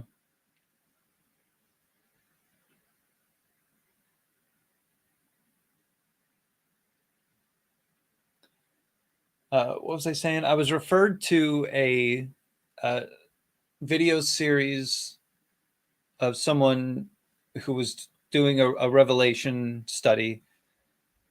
But they said something that caught me. It was kind of a facepalm moment where they were relating what John was told to what Daniel was told, where in Daniel, it says to seal up these words. And the guy doing the video series says Daniel was told to seal the words because those words are for the future. And then he says John was told not to seal the words because those words are for the near future. And that was me going like, how? So then what would be said to not to like to reveal something of the past? It's a revelation. What would he be told to do with the words as far as sealing and not sealing if it wasn't for the future? It's just like, how is that your explanation of that? Don't seal the words because they're for the future. Don't seal the words because they're for the soon future. It didn't make any sense. Hey, can angels produce giants if they have relations with humans? Yikes. That is that is a question. I have not studied that. I'm aware of it. I'm aware of different people who have studied that. I'm also aware that Michael Heiser covers that. I don't know many other people that cover it, though.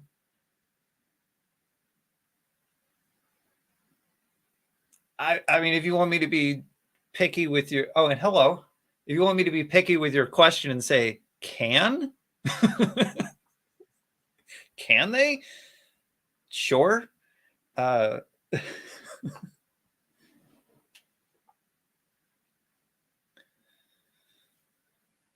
But also, can you define giants for me? Or would you define giants for me? Are you talking about giant humans as in 12 foot tall? Because I would say no. Human beings 12 foot tall,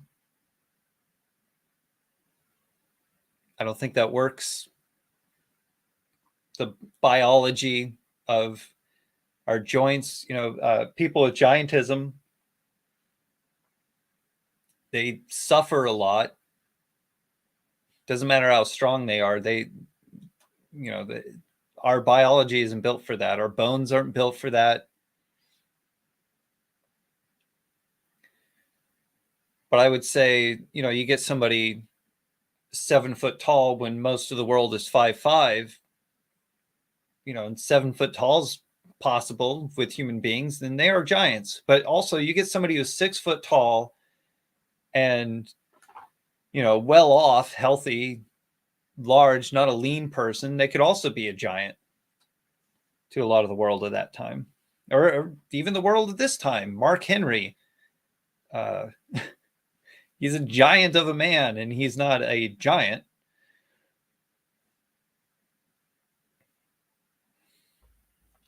Matthew 22 has an answer.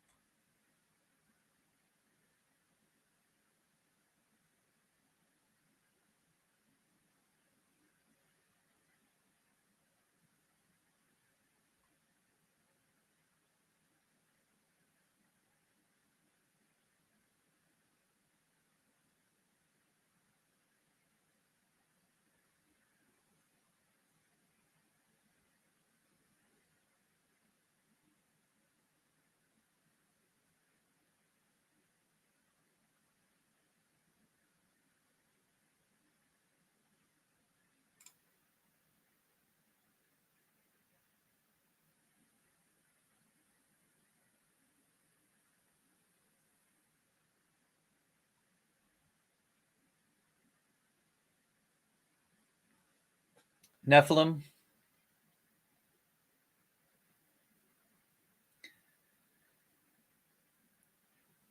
Right. So I'm aware of the Nephilim thing and the explanations of that, but again, a lot of that comes from reading Michael Heiser, because he's not afraid to tackle that subject, and I'm just not aware of anyone else who really talks about it.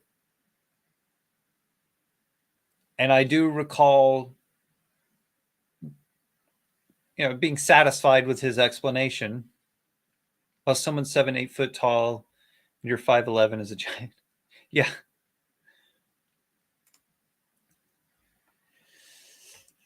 I'm I'm about 5'10".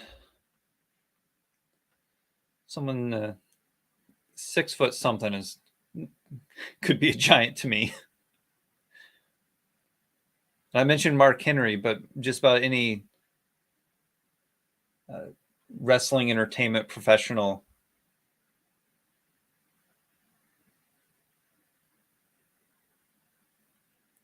The land of milk and honey was full of giants. These are people that were very healthy and large. But then you also get Goliath and his brothers. They were all giants, and I think there's enough description of them to say that they probably suffered from what we consider giantism today, which you could see in him needing help to carry his weapon and his shield, him having a guide to bring him out to the battlefield. He probably couldn't see very well. He didn't even know how many stones or what.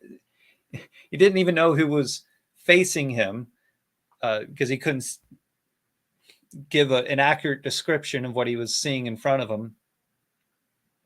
Matthew 22, 23 to 30.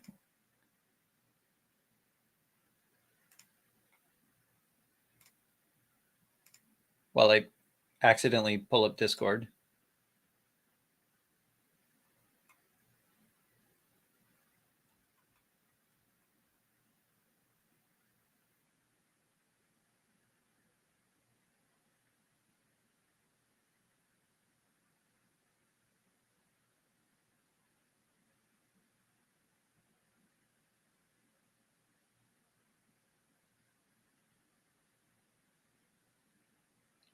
Concerning marriage and who someone's married to in the resurrection, because the Sadducees didn't believe in resurrection. Is that what you're referring to?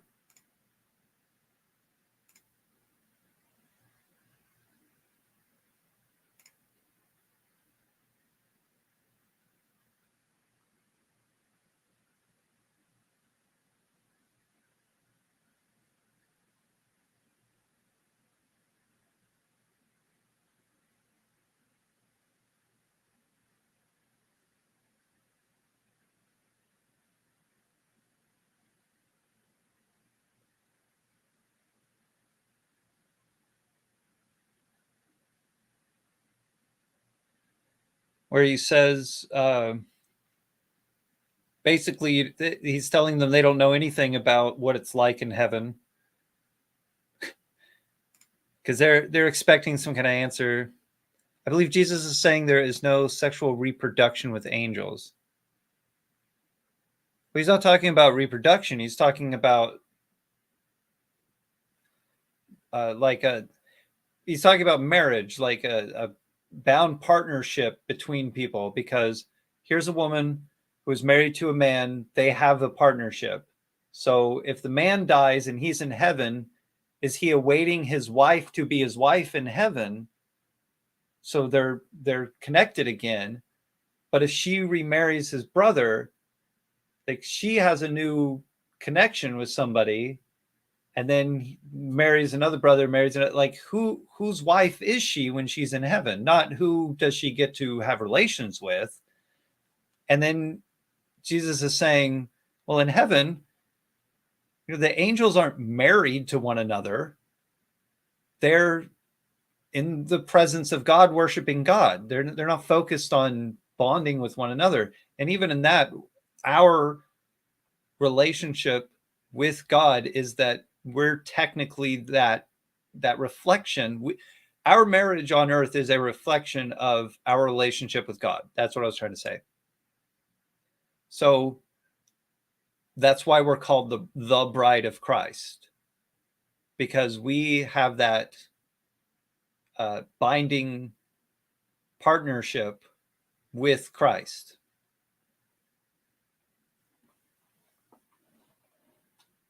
And again, that's why God wants us to only have one wife, because if you're drawing the parallel there and you're saying, well, I'm going to have multiple wives, and you're saying that you're going to try to have a relationship with multiple gods, and that's no. Have one wife.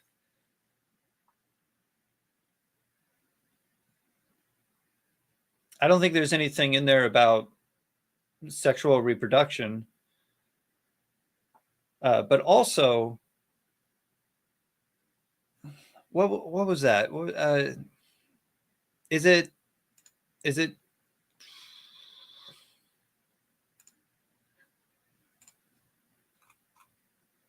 I'm going to completely mess this up. Is it Genesis 13?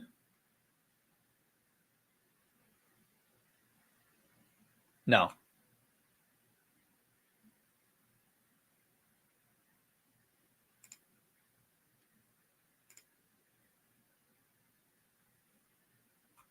No, wait.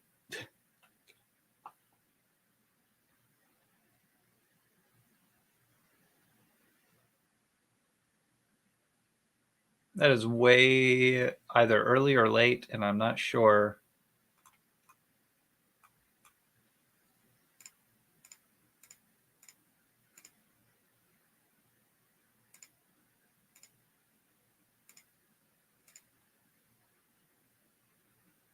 Genesis 19?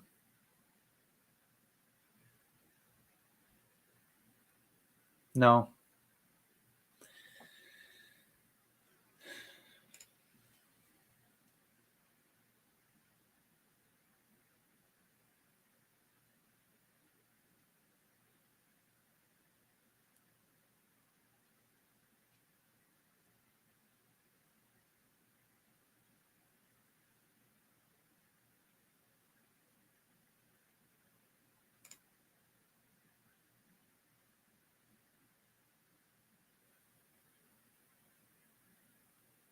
And speaking of the body we are given as a angel, a spiritual body is not like Adam flesh body.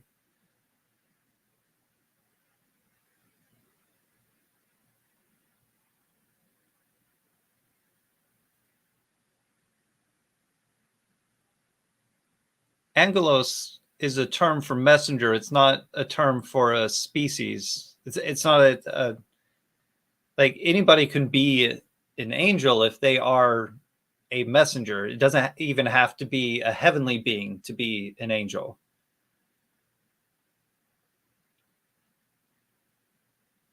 I think that could cause some confusion if you're talking about angels, because what you're going to see in Genesis is the sons of God finding favor in women and having children with them.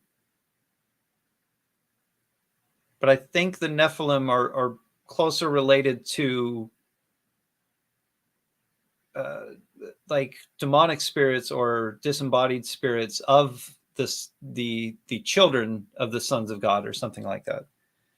But again, I didn't study that very heavily, so I can't do that on just a recall right here, right now. The first man, Adam, was made a living soul. The last Adam made a quickening spirit.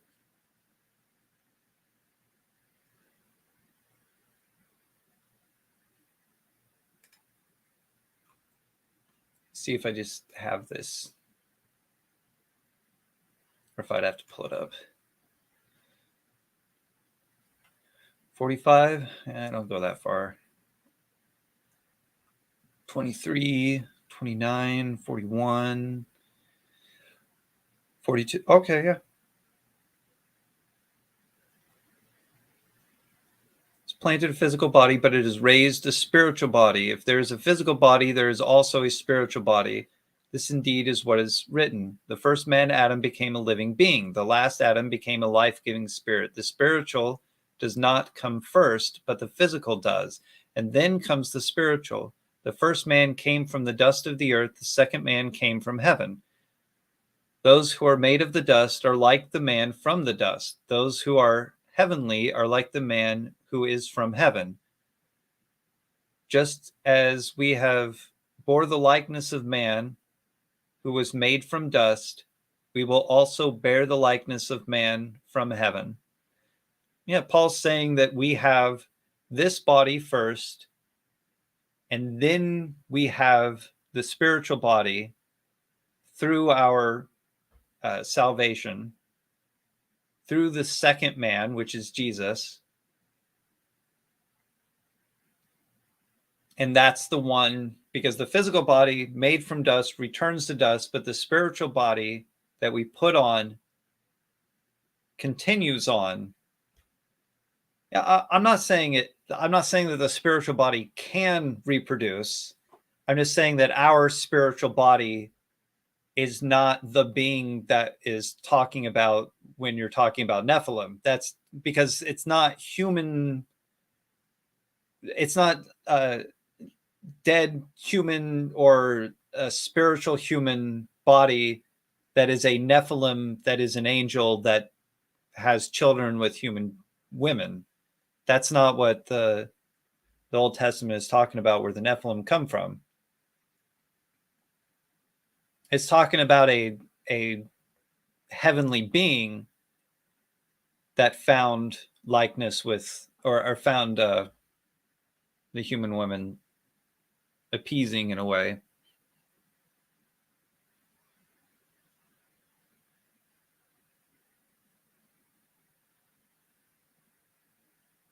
Genesis 6, thank you. I was way late. Don't click on the wrong thing.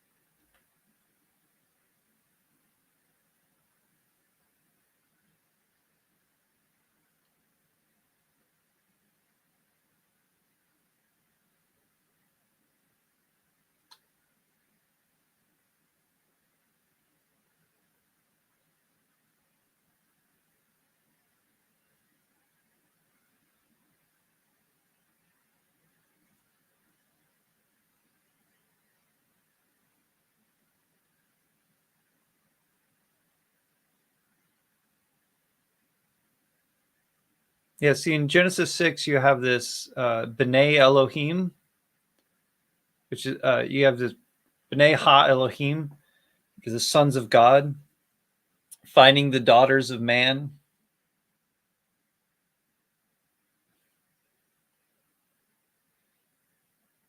And they took them because they found that they were beautiful, and they had children with them.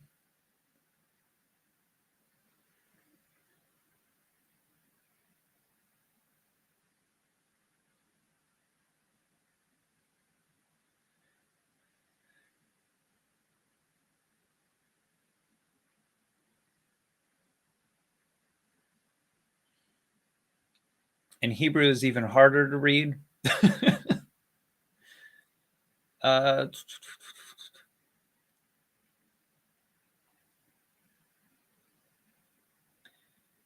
Forever when that also days on earth were the Nephilim. Nephilim are the children of the daughters that were taken by the B'nai Ha Elohim, the sons of God. I mean, at that point, you're going to be trying to find out what these B'nai Elohim are, what these sons of God are.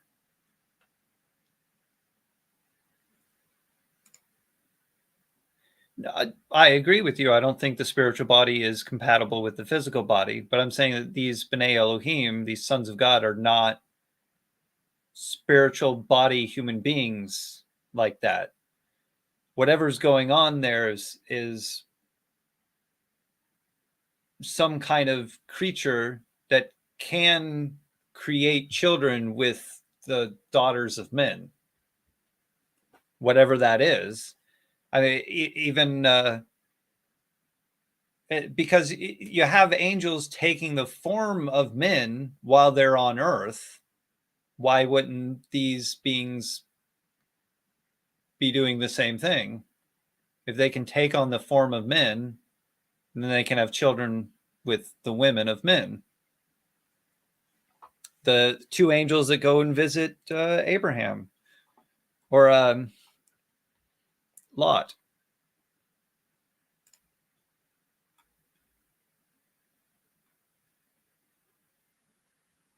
Go into the Sodom, and then the townspeople of Sodom want to, welcome them, and then instead of taking them because the town didn't know that they were angels, it's like, take my daughters instead. They're, you don't know what you're doing. They came in the form of men, but they were not men coming in their own form. They were heavenly beings. They were angels sent by God who appeared as men. So I think it's beings like that it's talking about when it says the sons of God taking the daughters of men. And then that's how you get the Nephilim. They're a rebellious type of thing because Yahweh didn't want this to happen. And then you have Goliath and his brothers being the last of the Nephilim because, they have to be wiped out in order to end the Nephilim line. And throughout the Old Testament, leading up to that point, you have basically God telling his people to be at war against this lineage, to wipe them from the face of the earth. Abel, Abraham, Seth, a look at those that had faith in God were the sons of God. I don't think so. I can see where you can kind of make some of those connections.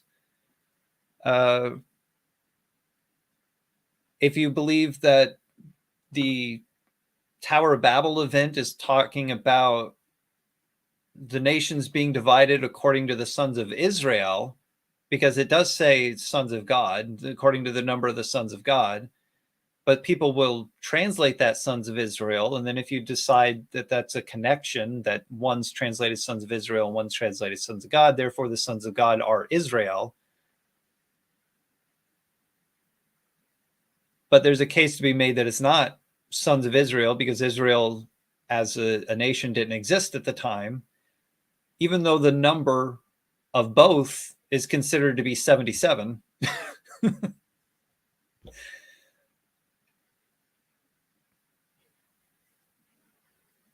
But no, I wouldn't agree that Abraham and Seth are the sons of God. What is that psalm?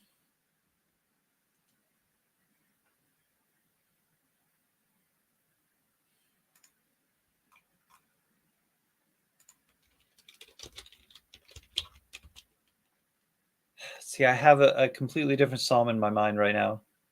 What psalm does Jesus quote when he says, "You are gods"?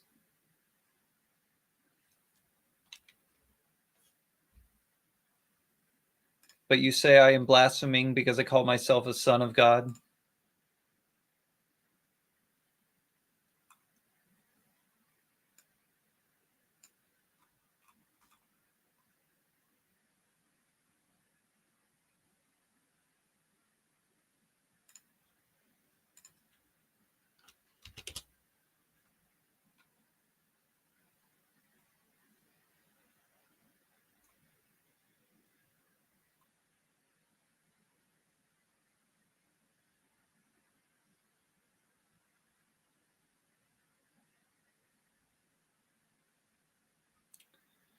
It's not that.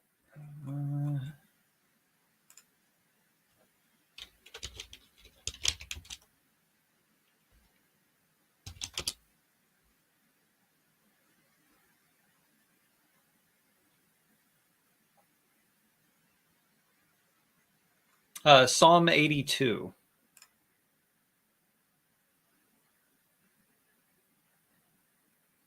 A son is the builder of the family name.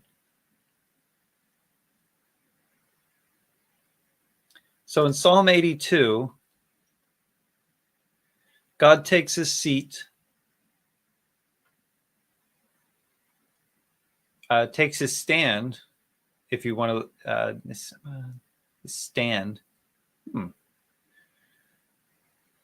in the divine assembly or divine congregation among the gods. So, and Elohim takes a seat among the Elohim.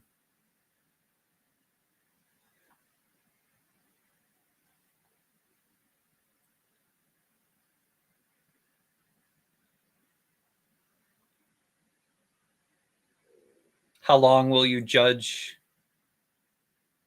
How long will you show partiality to the wicked?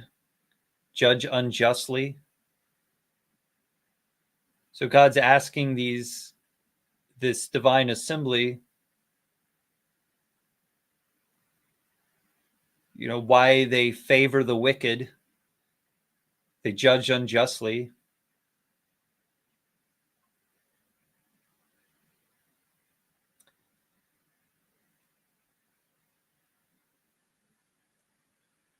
I said to you, you are all children, you are all gods.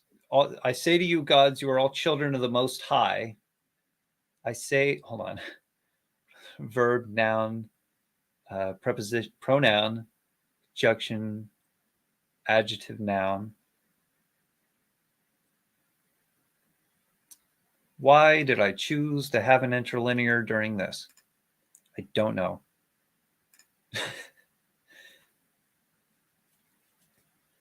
And I said, you are gods, you are all children of the Most High.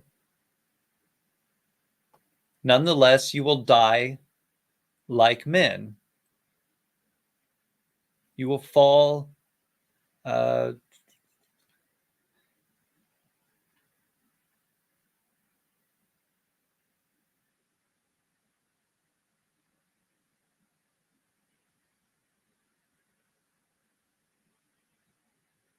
Okay, so nonetheless, like men, you shall die, and like kings, you will fall.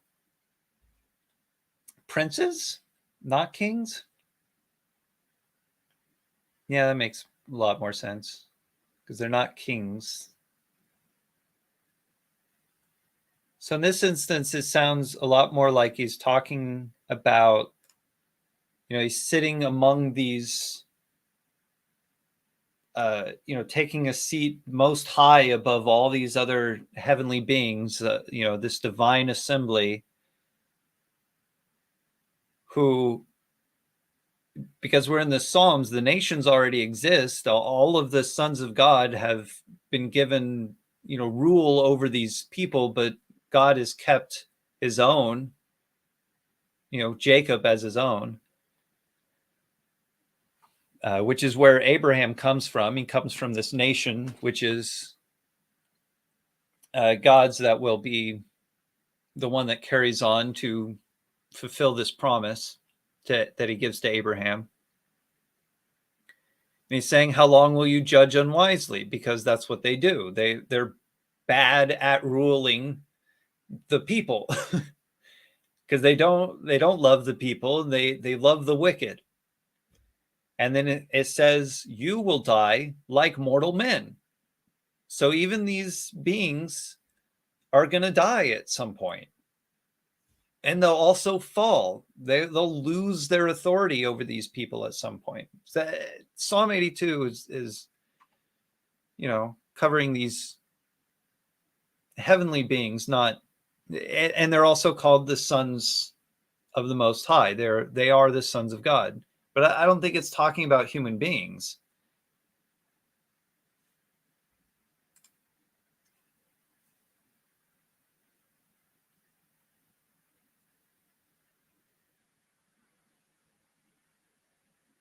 Yes, they were not releasing the bonds of wickedness to the poor, those without understanding, the lost and broken and the bruised, captives of the evil one. They were condemning them.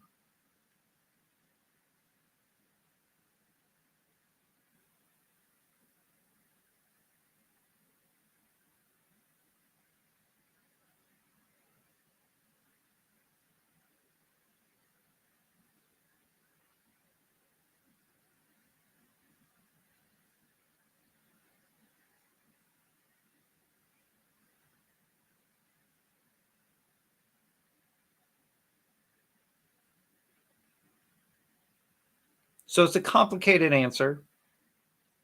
Back to the question at the very beginning of this is angels. If an angel in this case is a man, as in human, that is now a living spirit because they have been gifted the everlasting spirit, they don't come to earth and have children. No, there's no reproduction in heaven either, because we're not given in marriage. We're not married or given in marriage in heaven, because that's not the the system that we will live in heaven. But as far as angel being these beings that can often take the form of man while they are on earth, I believe they can have children, and those children could be, could have this giantism thing.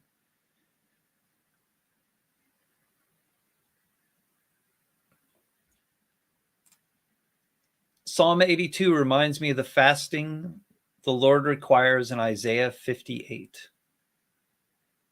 I like what Jesus says about fasting too. When he's asked why his followers don't fast, he basically says, there will come a time, but I'm only with them for a short while. And a lot of his ministry happened during these big feast events that were going on. So there was a lot of eating during all the moments that were recorded in the Gospels. He also used food a lot for examples of when he was talking. He used them to draw parallels to other things. Water, bread, wine.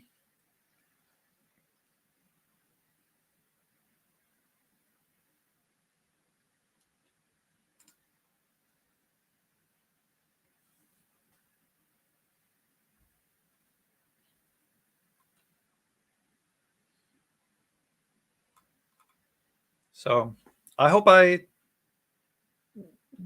covered what I was trying to, said what I meant to say, and didn't create confusion. Although my hair looks like I've become very confused myself. It's getting long. I haven't cut it in a while and haven't felt like cutting it.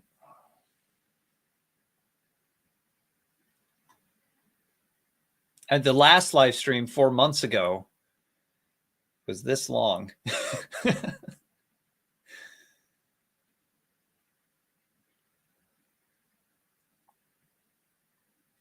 And I've been trying to take a break from doing other streams and things for this month.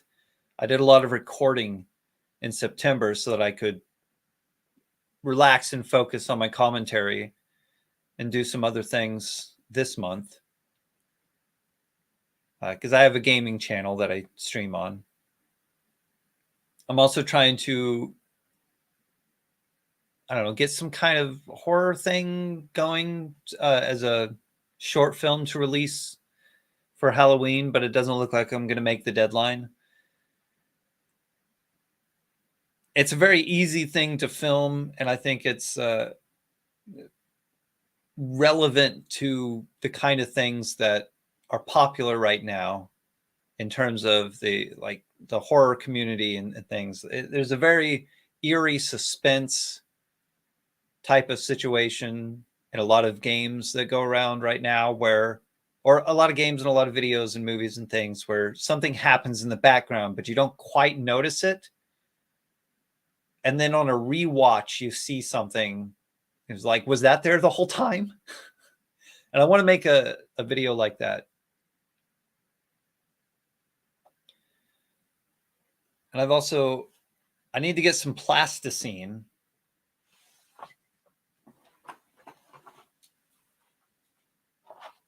so that I can remold this cheap mask. What I want to do with it is, with some of that plasticine modeling clay, I'd like to smooth out the features so that you actually don't have the face, like the mouth and the nose. But I have to put a pad here, a soft, squishy pad, so that it sits away from my face because I wouldn't be able to breathe otherwise.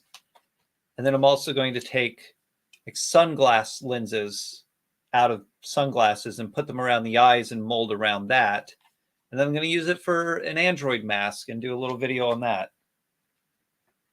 Another little horror film that I'm looking to do. But finding good plasticine.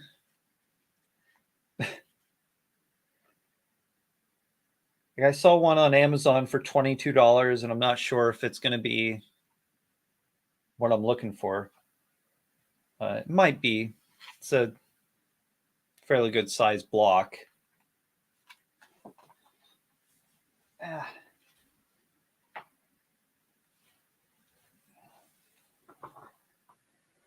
Sounds interesting. Thank you. But I paid a lot of bills this month. My insurance went up, and unless I put something in the bank, I've got $12 in my account right now.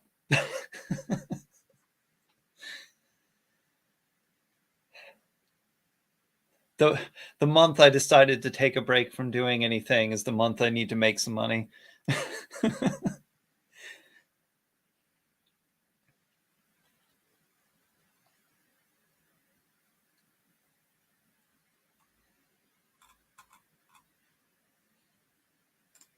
Gonna save this stuff and close it. Oh, you weren't here when I said the title of my commentary. Did you go back and watch anything from this yet? Because I could tell you what it is. It's long.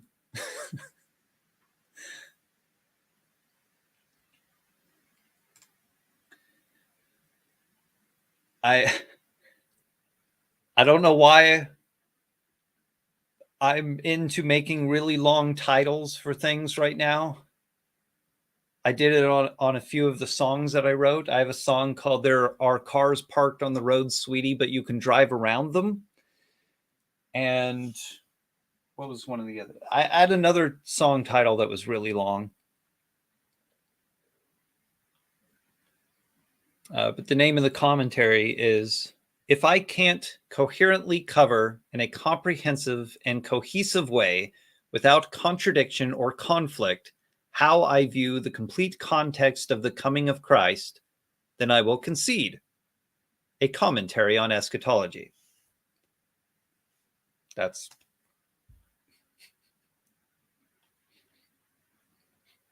and it's true. If I send this in for peer review when it's done and I get back more pages than I sent someone, then I'll probably just be like, well, I mean, I'll release it, but I'm going to release it with the pretext that I've completely changed my mind. I will after, have not had time yet. Not that you need to rewatch anything that you've been here for, but it would probably help if I ended this now then. Unless there are any more questions.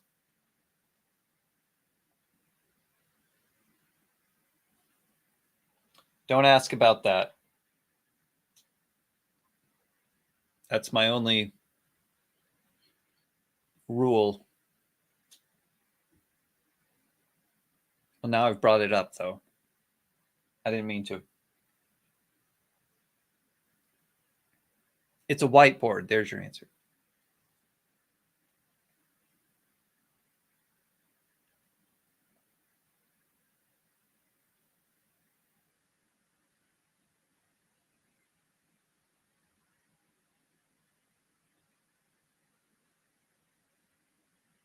I noticed that no one yet has come on to any of these videos or live streams to insult me.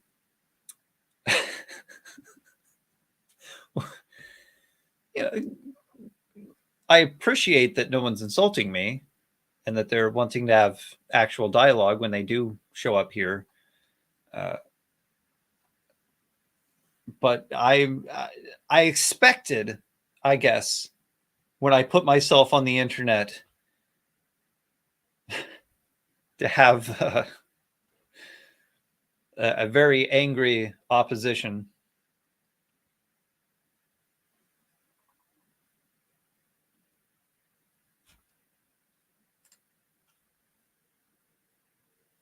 Just be disciplined enough to do so. Thank you. And thank you for joining me. And anyone else, thank you as well for joining me.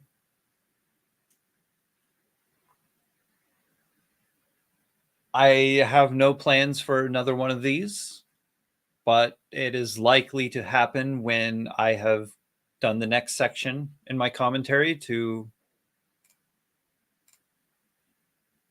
bounce those ideas off of an audience so that I know if I've covered everything that I want to cover. And if you want to be part of the peer review, it got very dark in here. Let me know. I think I have a link to my Discord if you want to go there. I think there's an email. There's plenty of ways to contact me that are available. Let me know how I can contact you and how I can send you the commentary when it's done so that you can do a review, a review of it and send that back to me. I welcome it. Although, like I said in the commentary as well, which you'll read if you get that, if you want to argue with me, I don't so much welcome that. I'm open to fruitful dialogue and honest criticism. Basically, just don't waste both of our time. You can yell at me here. I'm okay with that.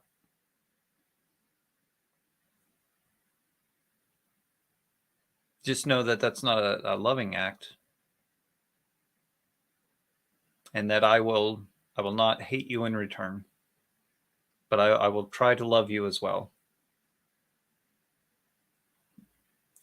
Stay safe out there, Commonwealth. And God bless.